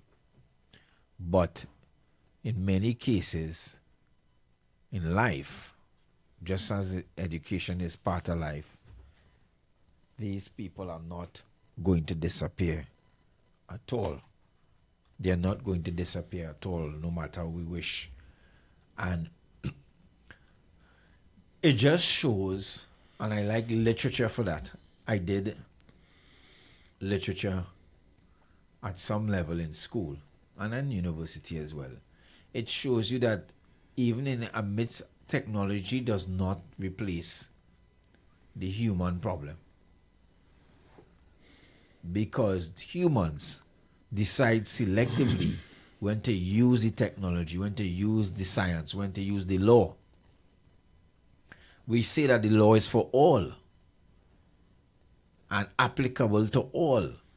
But that sounds like a lot of theory. It doesn't seem to be manifest. So, Lehunt says more students cross the 50% benchmark. Significantly more students achieve scores above 90% and 3 students attain perfect scores. These are the accomplishments of which we should all be proud. Yet, every SEA results tells 2 stories. One of achievement that deserves celebration and another that deserves our attention. The first rightly attracts the headlines, and we like the headlines. The second should shape the national conversation that follows. So he's hinting about a system that is looking forward, that is going futuristic to find the answers, and to make sure that all children, or most children, are the beneficiaries of a good and solid education system, whatever incarnation that is. But as he says, successful organizations understand this well. They devote as much attention to understanding persistent underperformance as they do to celebrating excellence. And in an organization as a consultant in not just employment law but human resource management, one of the things we understand all too well is we have to let the data work for us, and we have to understand why the organization is either not performing or not performing as as you would have indicated through your particular strategic plan and that kind of thing. And to do that, you sometimes may not want. That's why you have things like HRD, human resource development. You have to develop people. Yes. Right? So when you hire someone, you might have hired someone. In some companies, you hired someone because they're the brightest and the best. You know, but at the end of the day, you have a strategy, and your company, they didn't go to school and learn everything about your company. Yes. So they have to get that by you. Yeah. So you have to develop them. You have to develop them, and in the same way, with looking at this, you have to let the data work and find ways to develop people to get them to where they should be. Everybody. Correct. And that is different from just, Lahan says, I learned that data has little value unless it helps us make better decisions. Statistics should not simply tell us what happened. And we love that. 83% pass for the first choice. Okay. 83 plus 7 make 100. What about those 7? That 7% is what will reap havoc yes. on your life. That 7% is why you're up at night. That 7% is why you have to spend all your security, all your money on security, dog, wire. Let's take this call. Good afternoon, caller. Great program as always, and great contribution. Plus, you brought up some very good points there. And, it's strange, but we don't have the proper assessment, like from the beginning, from in school, to see like who seems to have a little problem, both with parents and teachers, that you could try to see how you could handle that child. And as well as you were saying, the gifted ones who, like in some countries, they have class for the gifted, the ones that are extremely bright and understand things at a younger age. And we don't have that here in Trinidad, unfortunately, And then, we have a lot of hard-working teachers, and then you have some teachers who just give up because of the experience they got in certain classes, whereby children put in chewing gum on the seat, on the chair, when they sit down and the whole class laugh, things like that. They scratch up their cars and all these type of things. Is a situation that we have to look at the discipline with our leaders. Before we had leaders that show a certain level of discipline, not 100%, but and you had people with integrity. For the past 10, 15 years or more, we had this kind of stupidness and this type of talk about the other side. You understand? When on platform, the other side, and dividing the country, and then we running down, half running behind red and half running behind yellow. You know what I mean? And the country people just start to benefit from certain within red and within yellow, and the contractors suck the country dry and bring me right back, bring us right down. You understand? You see, the example from the leaders is a very important thing. You understand? They have to display. Look at Chori. You understand? None of them close to Chori class. They have plus and minuses, but the plus overcome a lot of the things that they say about him, because he had to make certain moves, and still we're not sure 100% about his situation. And look at that things they had for him. Look at Castro. Cuba was doing very good, right? With the little that they have, although America cut them off, right? They were doing very good, and now with the thing with Venezuela, where he cut off all the supplies to them and bring the country right down to the ground.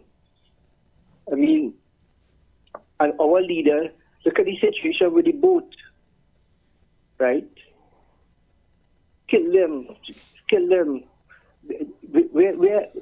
Where's the evidence? You understand? We found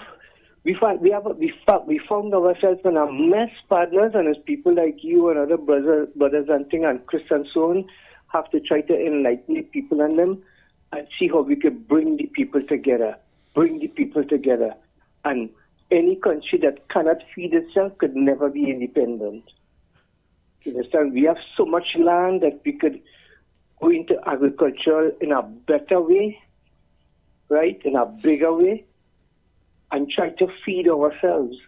Forget the prisoners alone should be feeding themselves, but when they plant by Golden Grove, most of the things going in the officers and in trunk and all this type of nonsense. They're supposed to feed themselves at a certain level, right? I mean,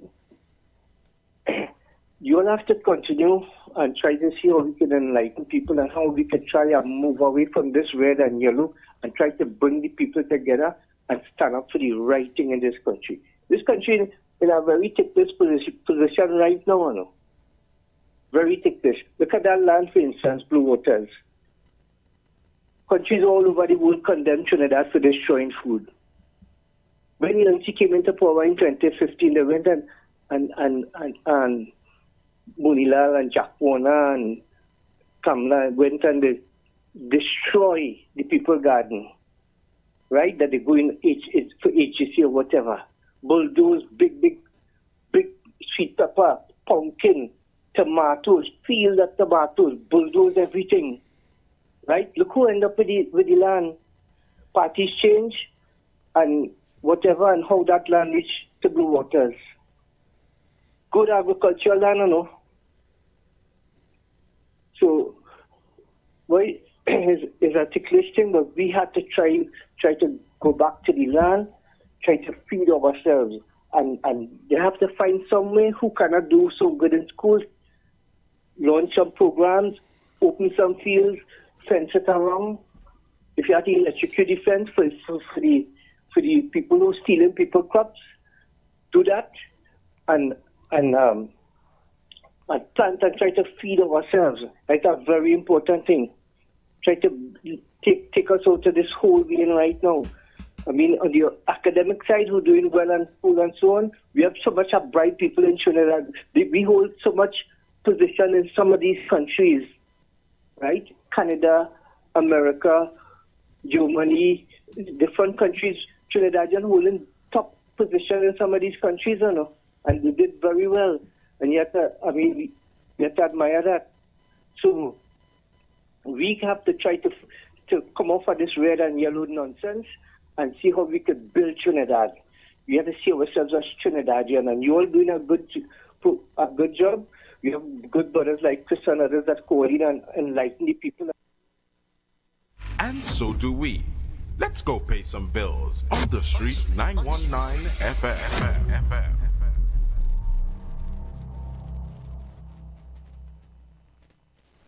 Join us. Strictly local radio show, blazing the best positive hits out of TT. Hottest radio show. Welcome. You are now locked in. Every Saturday, 6 to 8 p.m., blazing the very best in Trinbago music and more, sending the heartbeat of the Twin Islands straight to the world. This service is a massive communication product that aims to provide a new media platform for local TT entrepreneurs. You're now locked into one of the hottest radio shows. Send us your voice notes or call in live and rep your district. Whether you're in East, West, North, South, or Sweet Tobago, this is your show, your sound, your culture. Hottest radio show. Strictly local, hosted by the one and only DJ Flex 868. Don't miss it. Every Saturday, 6 to 8 p.m. Only on the streets 91.9 FM. The vibes, the culture, the sound of Trinbago. We blaze all the best in TT. Hashtag rep your district. KFC onion rings, bring the sauce, come to the crunch like a boss, Add a ring, show me onion ring, in your ring, show me your onion ring, is a ring, yes, it's a brand new thing called onion ring. Level up your order, onion ring, chicken sandwich full of flavor, add a ring to your toaster, somebody better go and tell the neighbor.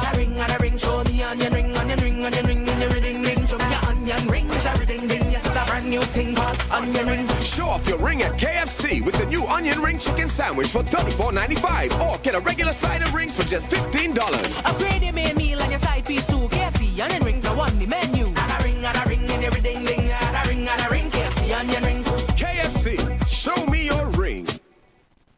Share the live. Share the live. The Street 919 FM on Facebook and Instagram. Share the live. Iowa George on Instagram. Share the live. Iowa TV and Street TV on YouTube. Share the live. The Street 919 FM. Yes. So, ladies and gentlemen, listeners, we are usually on evenings we would usually go through the news, and we don't make the news, but certainly we comment on the news to a large extent on this program, and this program is the Third Empires. And part of what we do is we link things to your survival, and we understand that what is happening around us regionally and internationally is also important.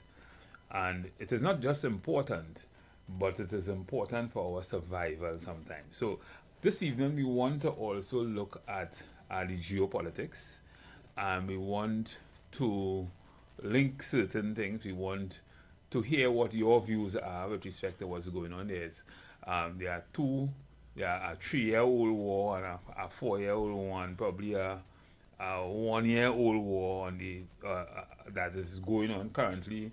But they are all connected, and things are happening daily that can or will certainly affect Trinidad and Tobago in ways that that sometimes we can't even understand just looking at things with our natural eyes. So if you look at probably say Antigua's debt to GDP ratio in 2020 and 2021 was almost 100, was almost 1-to-1, right? Yeah. Today is about 67% debt to GDP, which is almost about probably less than what ours are in Trinidad and Tobago.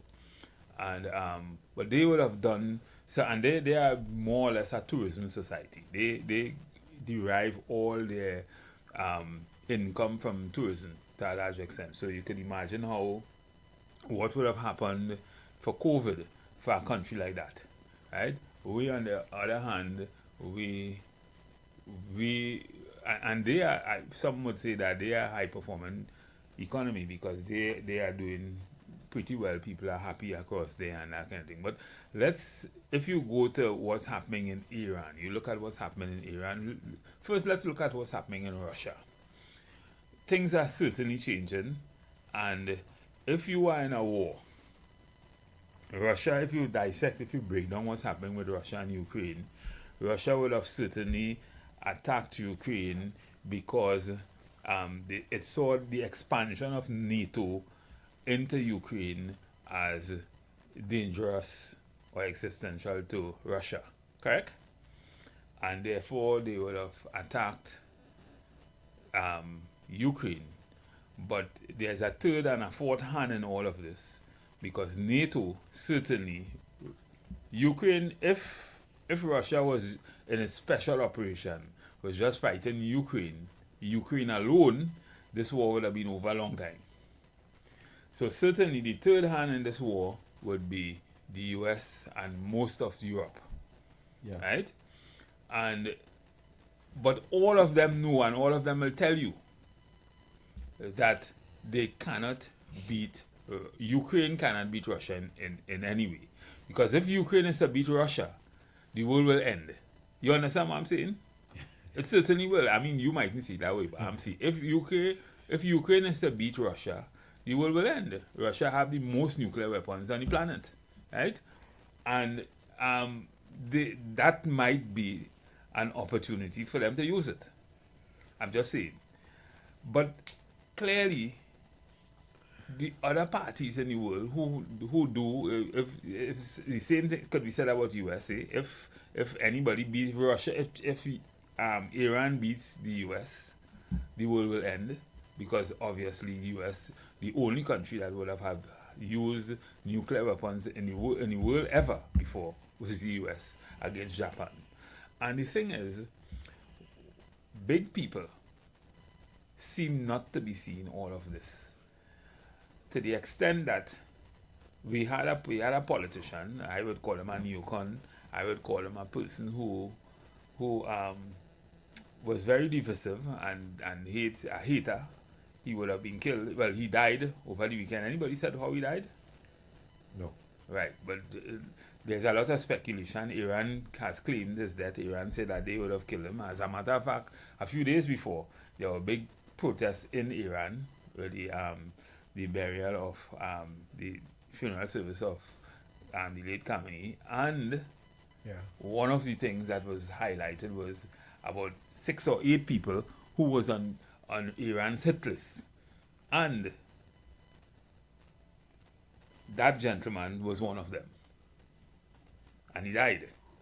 He went to a drone factory in Ukraine the day before. And when he came back, he died suddenly. No one knew at the time, up to yesterday morning, no one could have understood how he died. But Iran would have claimed that, and you know, in Russia, poison and thing is a big thing. So they're saying Putin poisoned him. They're saying Putin poisoned him, but clearly he was on their hit list and he died. Right? So those guys have long arms, they could reach here anyway. And this is what we're saying. Well, but more than that, the big picture is, at the end of the day, you see the Strait of Hormuz is kind of close again. And say what you want. Say what you want.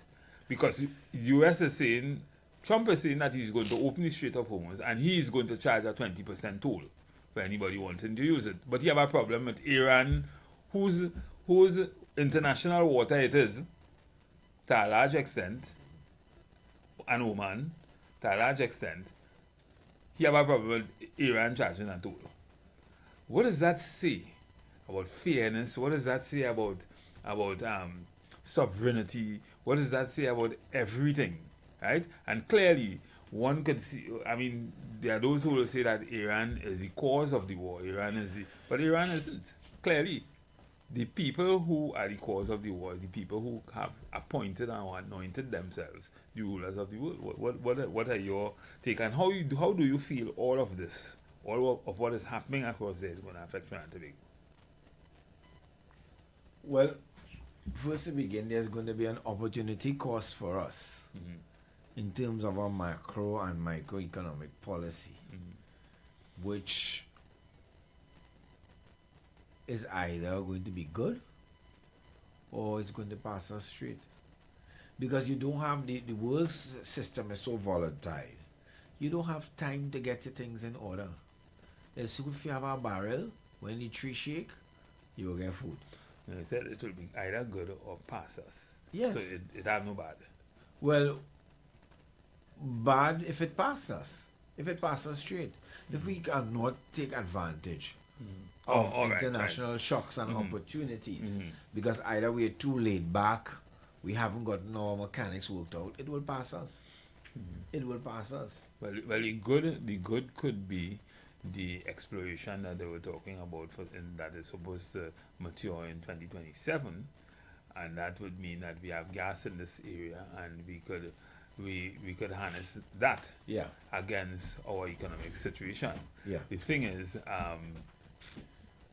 international shipping is going to be challenged. It still would mean that inflation we don't own ships, we don't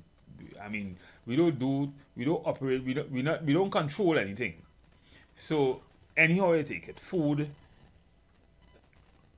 material, anything will become very expensive.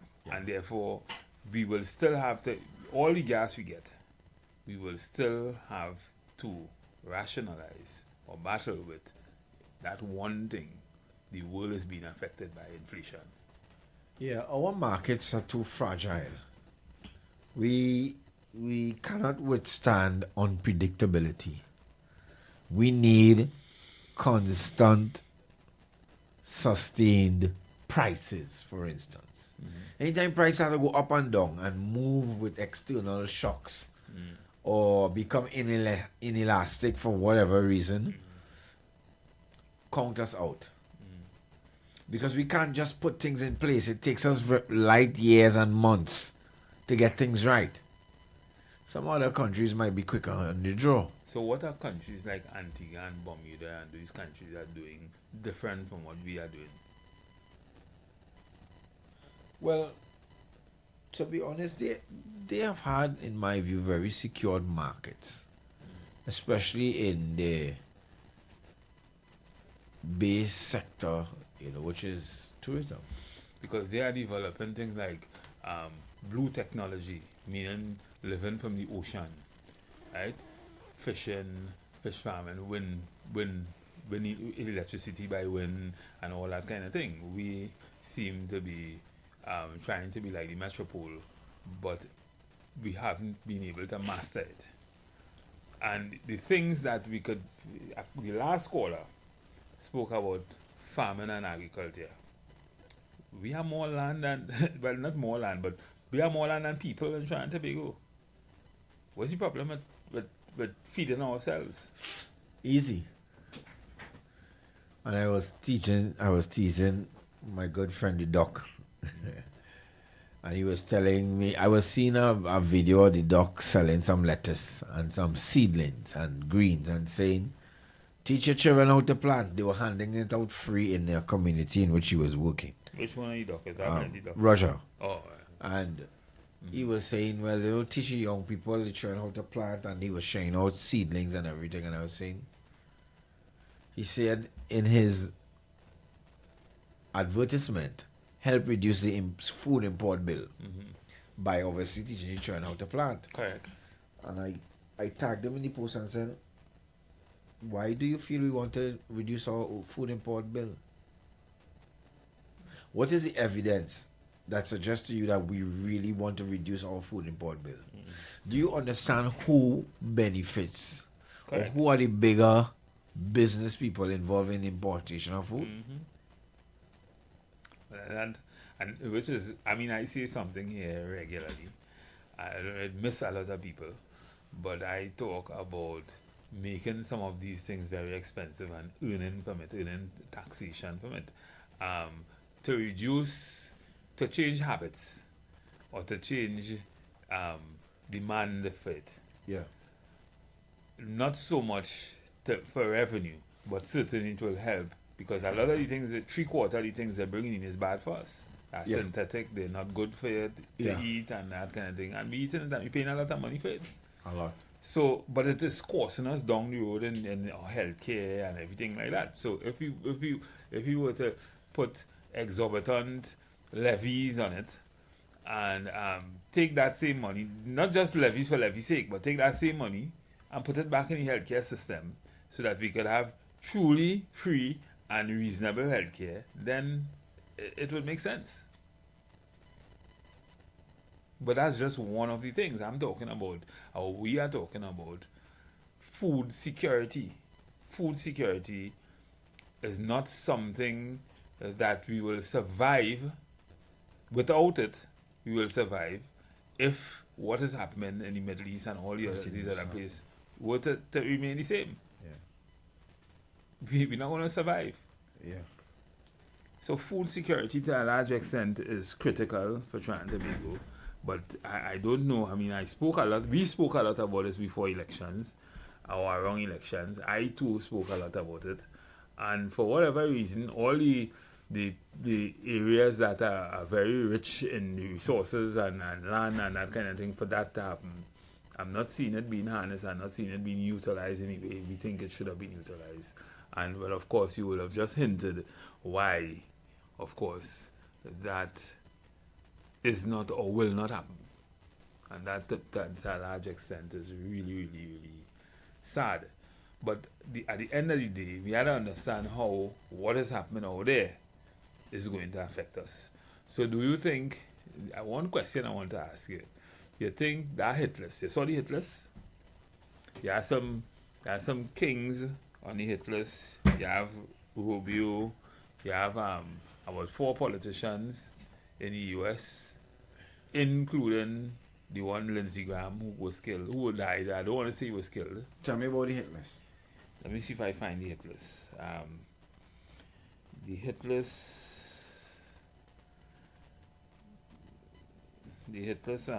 includes the Vice President, Marco Rubio. It includes Pete Hegseth. It includes Trump. It included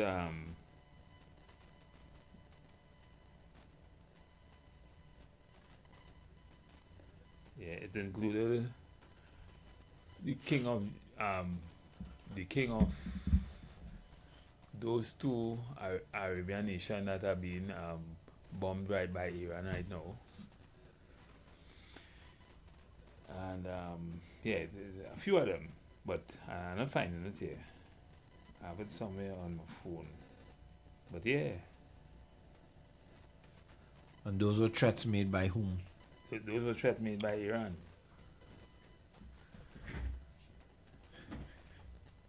Those were certainly threats made by Iran, and it seems to be right. Look at here.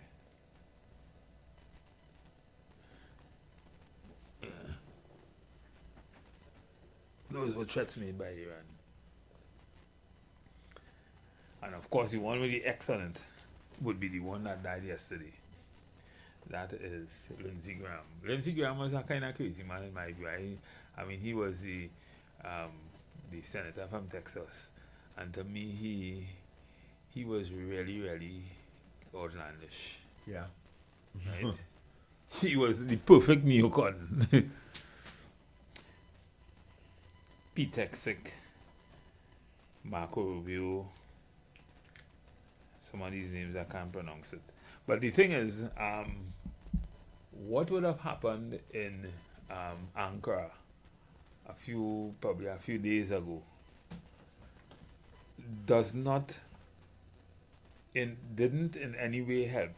As a matter of fact, it just worsened the situation, because to a large extent, a lot of support was given, and there's lip service support to Zelensky. And Zelensky, to some extent, feel that he has this kind of power, and he's sending his drones into Moscow. But he doesn't understand, or they doesn't understand, that these things have consequence. Russia will hit you back very hard, which is what Russia has been doing. So Russia, it appears as though Russia is looking to take all of Ukraine now. And that would be unfortunate. That would be unfortunate for Europe, and also it will be unfortunate for Zelensky. Zelensky might end up losing his life. But that will not have good endings for the world. Because to me, in my opinion, I feel that we are moving closer and closer to total destruction by this war. Well, when we think things are becoming more calm, they are just heating up. And clearly, I saw yesterday the kind of missiles, because America said it bombed over 100 and something sites in Iran since they started back. Since they started back bombing a few days ago. Oh, okay. And Iran is now releasing some of the newest weapons. They've never seen them before. Hypersonic missiles falling in Israel and Bahrain and all them places. So what does that say? The nuclear facility in Iran has been bombed. I think America is really, really, really off the rockers. Trump, I should say. But we are on 34. You can call us on 342-0081 or 466-5391. Tell us what you feel about what's going on in geopolitics and how it's going to affect Trinidad and Tobago. The number to call is 342-0081 466-5391. 5391. Call us. Let's have that kind of discussion, because clearly what is happening is really horrific, and it has the potential of doing serious damage and changing the architecture of the world, as a matter of fact. The Strait of Hormuz, where 20% of oil and other trade passes through, that is serious, because it's not just there that is being affected. You have that strait by the Houthi, what they call that strait? Between the Houthis and Saudi. All those straits are being, because when it's not just Iran, it's Iran and its proxies, and Iran proxies are just as lethal as Iran. So what is happening is something that we have to consider, because it will certainly affect trade, and will certainly affect our access to certain things in Trinidad and Tobago, further weakening our economy. For real. And further weakening. There's an ecosystem. Correct. And we have to understand that. So it's like a perfect storm. Everything is happening. Everything. I know the government want to kickstart certain things, but it is just too volatile right now to be able to do certain things and to do it successfully. Right? So a lot of things keep it. See what's happening with all those energy companies, some of them just closing down. Nutrien, Methanex, and all these things have debilitating effects on us. So clearly one has to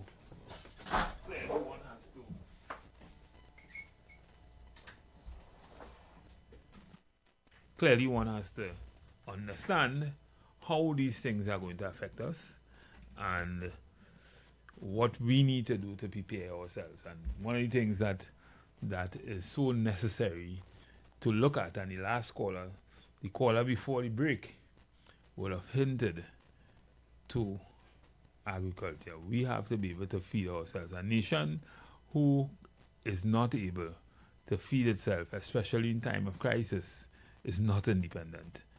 So, and we have a lot of land, we have a lot of space, we have a lot of land that certainly equates to something that we can develop. I've spoken about, in time gone by, I've spoken about the Chinese technology and using it. We don't even need to put to plant things in the traditional way we usually planted. There are so many technology that we can use off the ground, vertical farming and all these kind of things, just to be able to feed ourselves. So many non-traditional crops that we could also explore that are very, very nutritional for us. All these things are investments, not just government, but private sector can be given the opportunity to get involved in and make Trinidad and Tobago food secure. Because certainly some of you, or some of us, a lot of us, aren't seeing what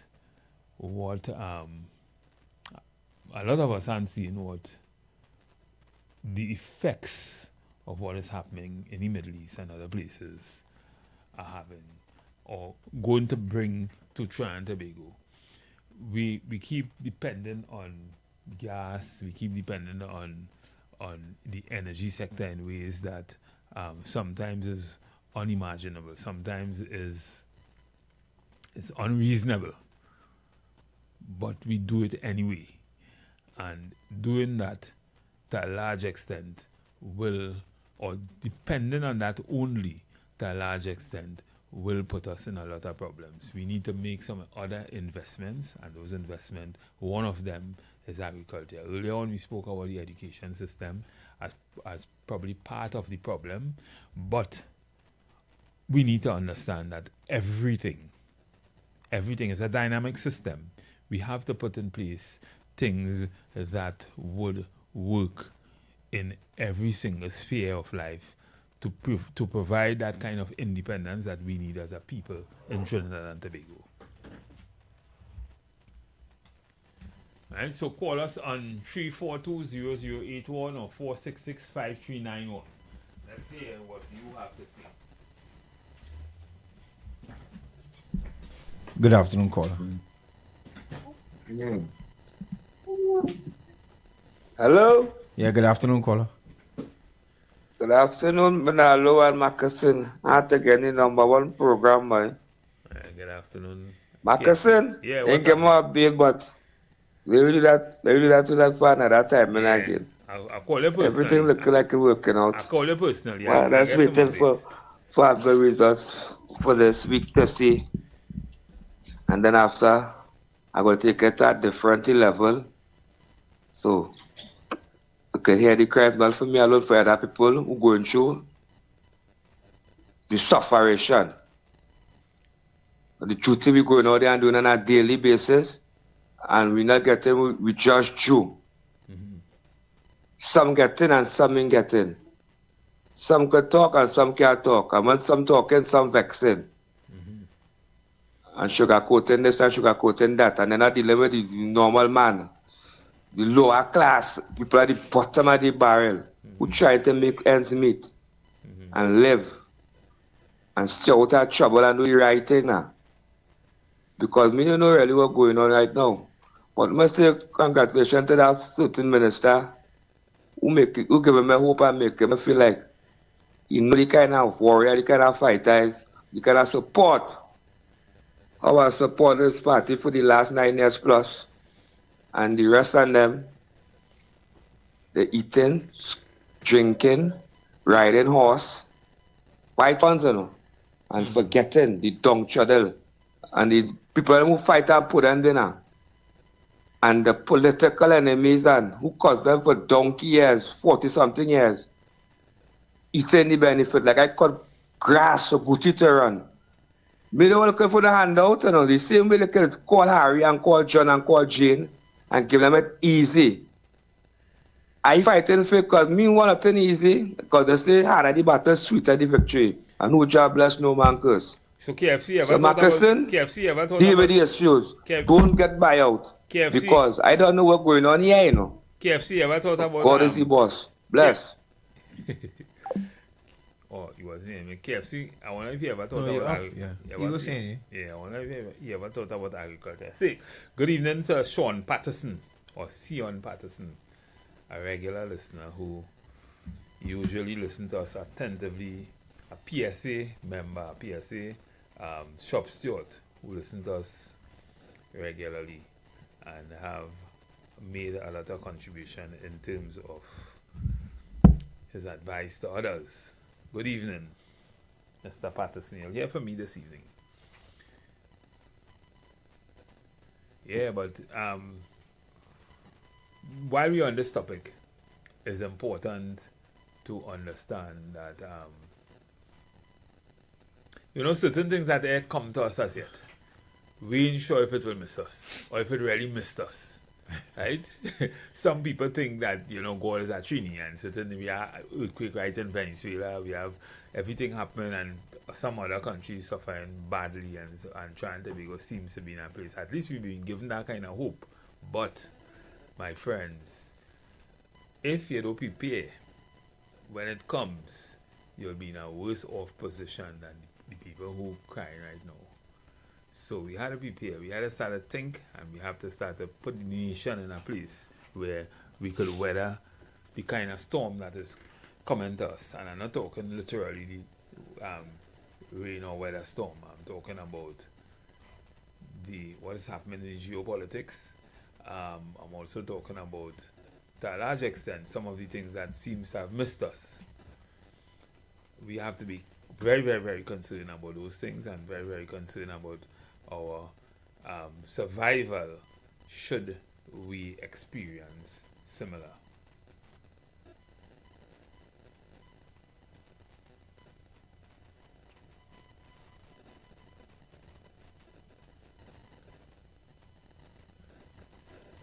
Well, we again, there may be an opportunity for those who in the oil and gas sector to capitalize over renewed war and renewed fighting. Again, it is not something that is anticipated to last too long. However, we see how volatile the markets are, because just the speech or the threat of going back to war by the American president has caused a bit of volatility in the market and movement in the market.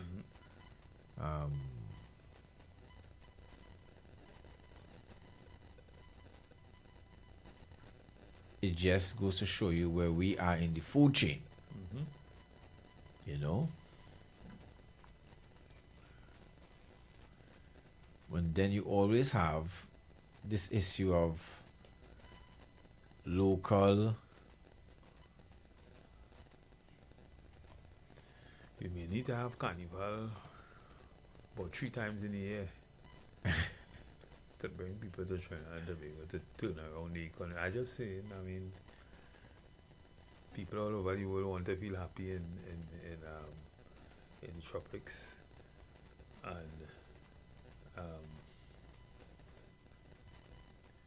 if we put certain things in place, hotels, and we look at tourism, for instance. Tourism is a good lever to get out of this, because what we experience in Trinidad may not necessarily, or what they experience may not necessarily be like what they experience. People want to come and experience certain things in the Caribbean. And Trinidad and Tobago is not bad in terms of the prices. When you consider some other places, the prices of things, and be still good. No, we should understand that we may be not up there with the others, but we do have something to offer. Our Achilles heel will always be crime. And to some extent politics. That will always be, especially when you talk about tourism. You know, it is not to say tourist destinations are void of crime totally, but we will always have that bugbear. We'll have to make up our minds, because the tourism sector is very volatile as well, to, you know, all these crimes and rumors, and especially in the age of social media. So we already have a stigma. It will be difficult. That Correct. by itself will take away a significant percentage of the expected returns to Trinidad and Tobago where tourism is concerned. It's just like you're telling a man to go to Movan or Lavatel or certain places. They might think Bagatelle, Carnage. They might think, well, those are criminal, crime-ridden areas. When necessarily, they may not necessarily be like that. It's the same thing about choosing Jamaica, Antigua, Barbuda, St. Lucia, right? Barbados over Trinidad and Tobago. We seem not to pay much attention to tourism in that kind of way, right? We see ourselves as maybe the financial capital or whatever of the Caribbean, to me, or I should say the architectural capital. Well, not even architectural capital, but the new buildings capital of the Caribbean.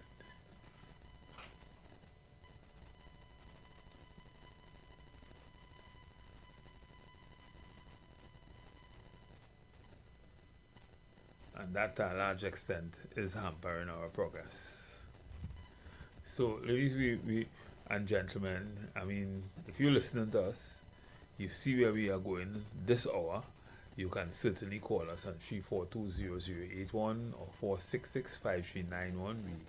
We wanted to engage us in this particular area. Let's see how we could have some healthy discussion on this. Do you want to pose a question to the pavilion? I would have asked, considering what's happening in the Middle East, what's happening and with the volatility of the market, how do you see that affecting Trinidad and Tobago, and what can we do to insulate ourselves from the impending shocks?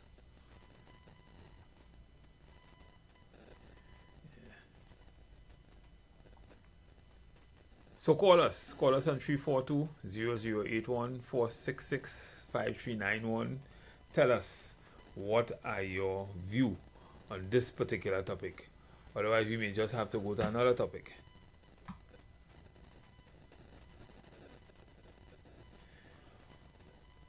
Are we insulated or not?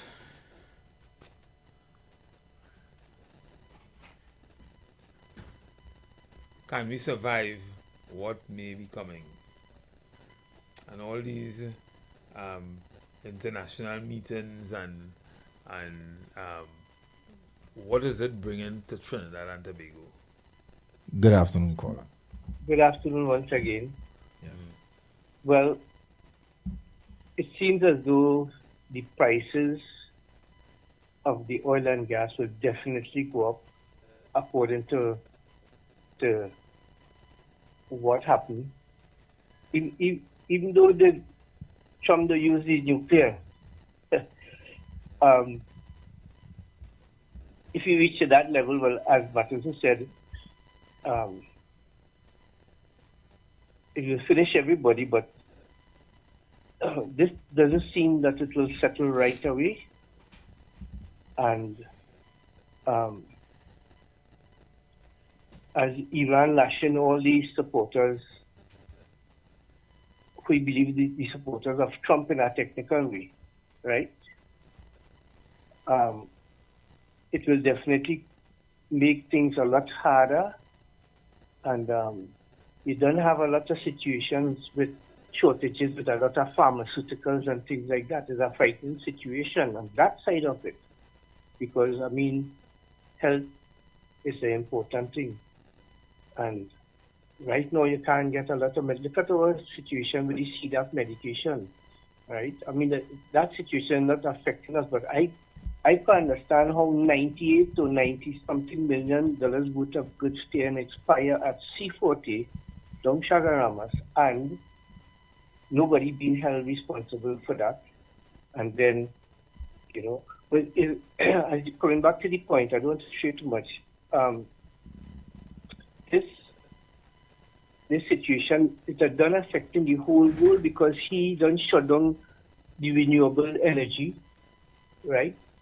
And all these type of research, a lot of research and things, he done shut down all these things. So people with double masters who was involved in real high-tech work in labs and so on, they had to look for a job in little coffee shops or wherever they could get a little end to hold on to, because things are not as bright as we not really seen what going on here in this part of the world right now. We're not really seeing it, but a lot of people are affected, and people who do double degree in MIT and so on, and have research going and so on. I was involved in a lot of research with stem cells and all these different type of things. They're out of a job, you know, and it didn't reach down to us yet at that level, but this situation will definitely cause higher oil and gas prices. No two ways about it. You've seen it happening already, and it will just get worse and worse. And this madman, right? We don't know what might be his next move, because he might write Iran off the map completely. You understand? The rate is going up. But do you think? Remember, but do you think it's not so easy to do that? Yeah, there'll be a lot of repercussions in doing that as well. It doesn't happen already. But do you think countries like Russia and China has a vested interest in that not happening? What's that? Do you think countries like Russia and China have a vested interest in that not happening, or America not being able to do that, and will provide whatever support? Because so clearly. I said, do you think that countries like China and Russia do have a vested interest in America not being able to do that? Because we have seen that they are providing satellite. Obviously, they are providing some. I know Iran has sent two satellite, two shuttles up in space some time ago, about 3-4 years ago. But clearly, the kind of direct hit that Iran is doing with not just its Shahid drones, but its hypersonic missiles. Clearly, they are getting some kind of help in relation to satellite technology. So that is something, to me, that America should be concerned about. Well, all of them have the connection, and it's where the money is, money is in weapons, real money is in weapons and drugs, you understand?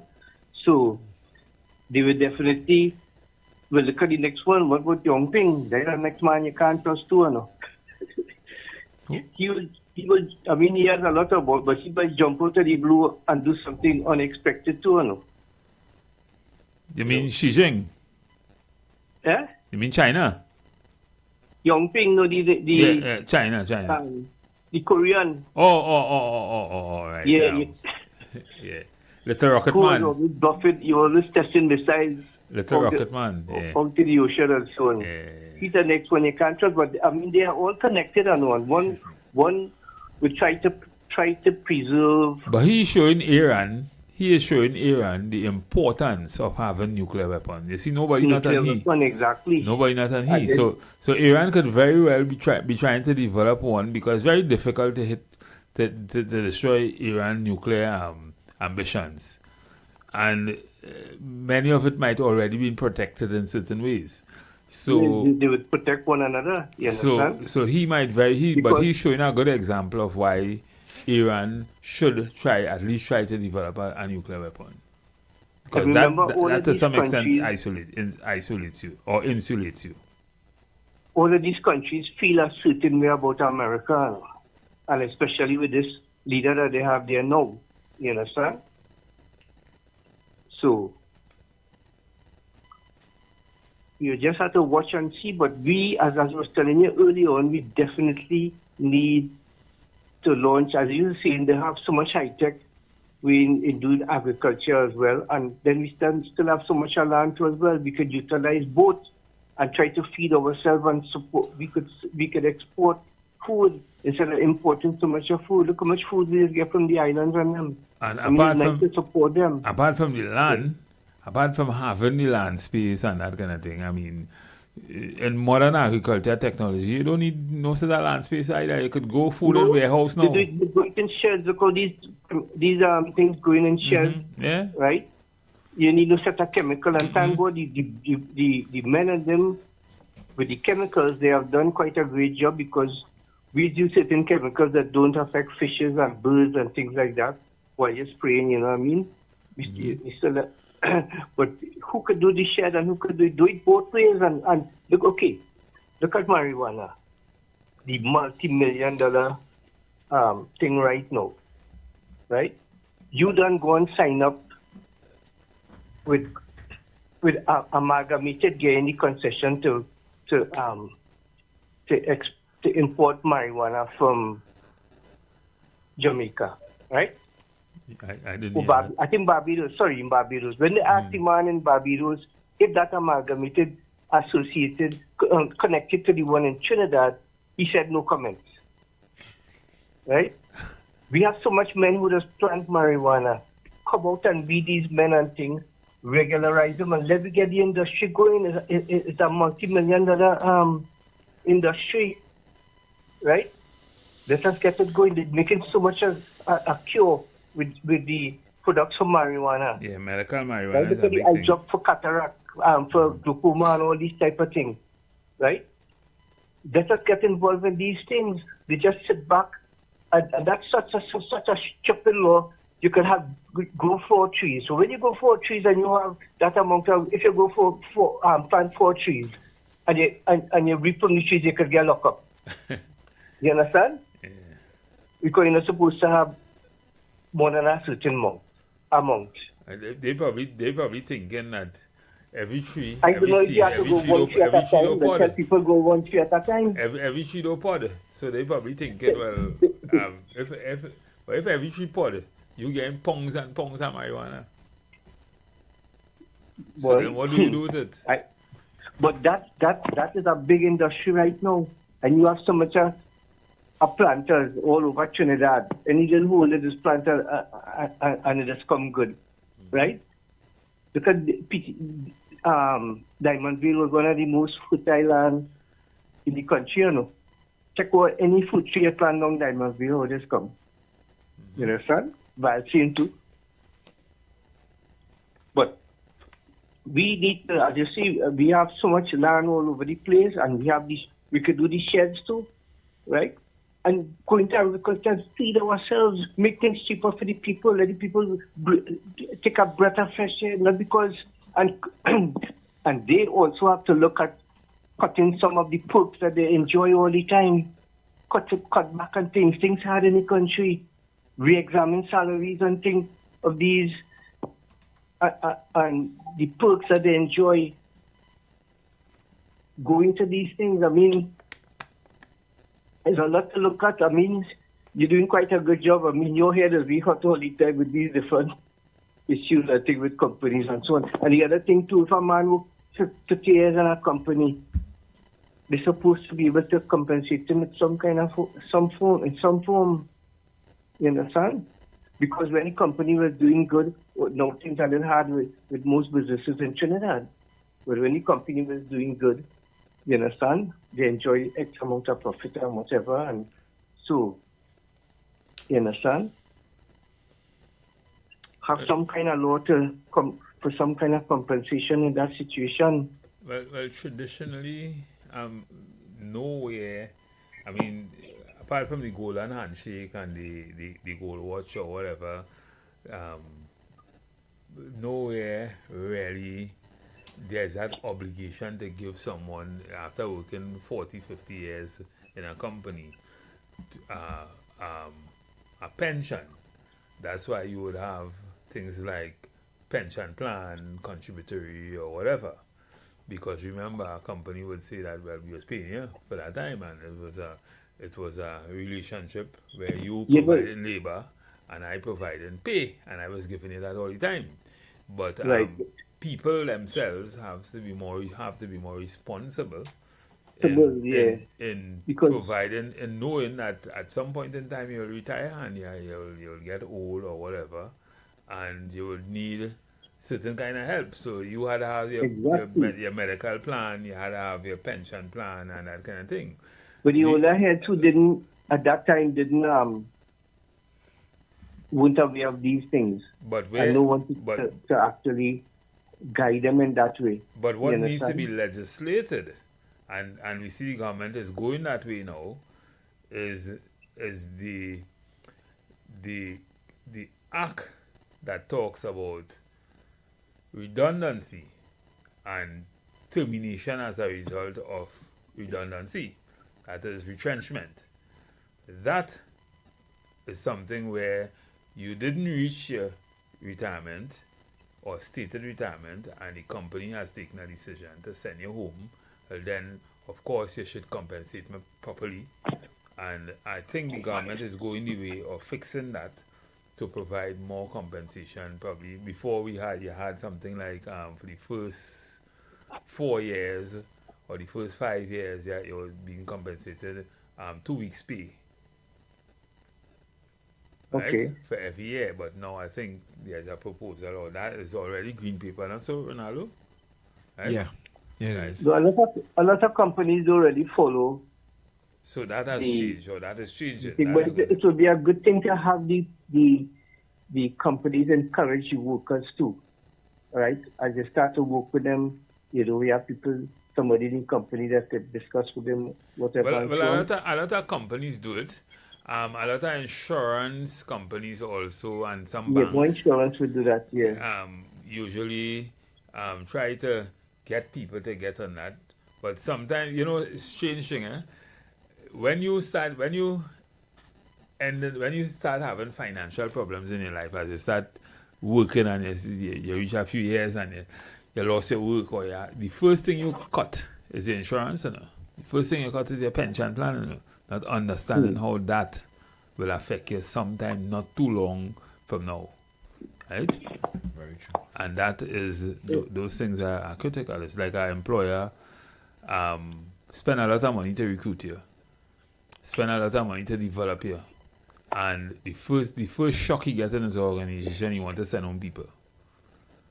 When really and truly, if you talk to your employees, you culture your employees in a particular kind of way, you can end up coming out of that with better employees and making more money. You rather go and recruit new people and spend a whole lot of money, and even terminating people is very expensive.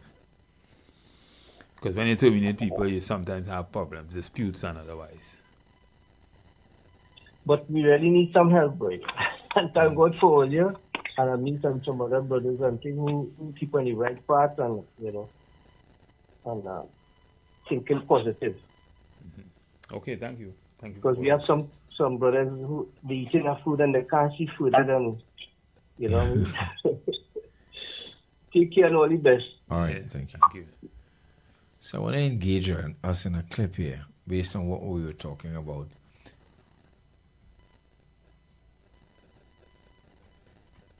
A formal compact between the private sector and the government and labor for the benefit of the citizens of the region, not on everything, but we have tried it, and for the most part, it has worked in insulating us from significant increases on essential food and sanitary items. There is no basis, and forgive me, Massey, but Massey cannot make $49 million in profit in Barbados, and middle class people can't afford to buy food. They could have made $20 million in profit in these circumstances, and they would have been just as good, just as happy, and $29 million would have been left in the pockets of the people who have to decide whether to eat today or not to eat. That is a clip from Barbados Prime Minister Mia Mottley, and we're addressing the whole same food vulnerability issue that we're talking about. And sometimes we need our leaders to shoot straight, champion, shoot straight, guide not just company, not just us, but guide organizations. Yeah, and I must give her her flowers. Most times when she speaks, her objectives, her stand is very clear. Mm-hmm. She is not one to put water in her mouth and try to, how sometimes we like to massage the business sector. Mm-hmm. She will tell them what she wants. She will say, on behalf of the people, this cannot work. Mm-hmm. And sometimes you need that type of leadership. Mm-hmm. And you are not against profits. Mm-hmm. You are not against... Nor are you veering along the line of socialist economies. But you're not socialist, but what she's saying basically is you cannot legislate greed. You have to say it. Yeah. And you just have to say it. Exactly. You have to say it. Mm-hmm. Now, it will still boil down to be a lot of research and matters of opinion.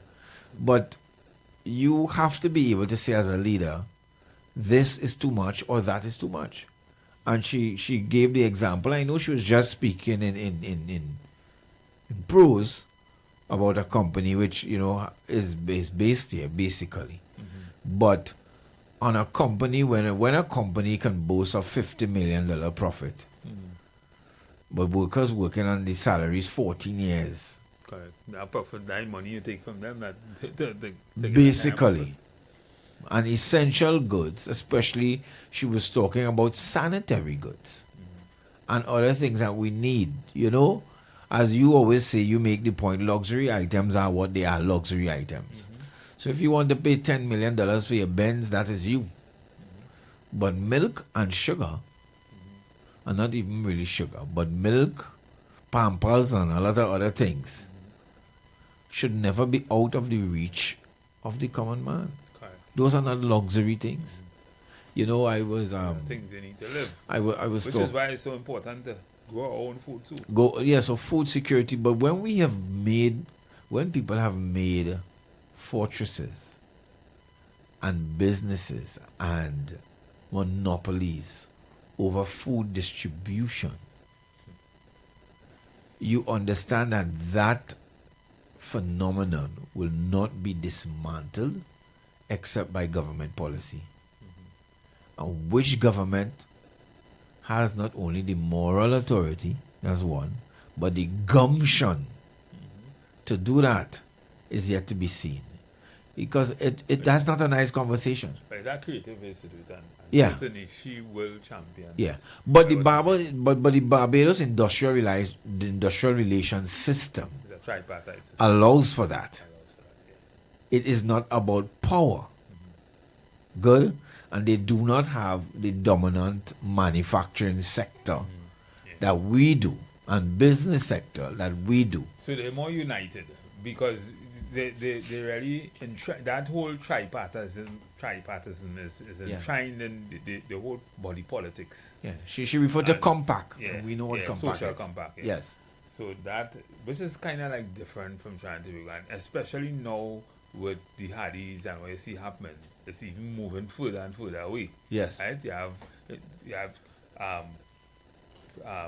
business commerce and business sector by itself and yes, union by itself and or union and government, and I mean it just doesn't augur well for the people of Trinidad and Tobago because somebody needs to say what she is saying.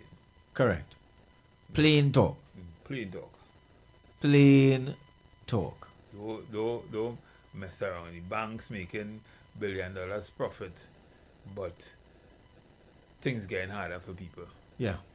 Right? Yeah. So you can't leave people that money and you make enough money so that everybody survive? Yeah, and you keep on boasting and boasting about how much you make hard time, good time, COVID time, all the time. And the sharing is just top heavy. It is just top heavy. And people are fighting to survive. If you check how much money you pay in banking services, I mean, you don't see it. Because know but to it look adds for up. it. You don't know what to look for. But it adds up. Yes. If you look at if you as a normal working man, citizen, look at the end of the year, take a tally at every single expense that come out of the bank from your money that you earn and that you sometimes have no choice but put in the bank pays. You will be frightened. You will see that as a normal expenditure on your cash flow projection or whatever. Because it's serious. It's really serious. So at the end of the day, I mean, it is something that we have to consider. And what Mia Motley would have said there is serious. And our politicians need to jump out and start looking at things in that kind of way. Because at the end of the day, it's for the greater good. Everything we do in Trinidad and Tobago should always belong to the greater good of the majority of citizens and even the weaker ones. But ladies and gentlemen, we are on our way out. We wish you a safe evening and a safe night. And we look forward to engaging you again tomorrow. Hopefully tomorrow will be 3 of us, right? 3 umpires. Good evening. You've got bills to pay, and so do we. Let's go pay some bills on the street 919 FM.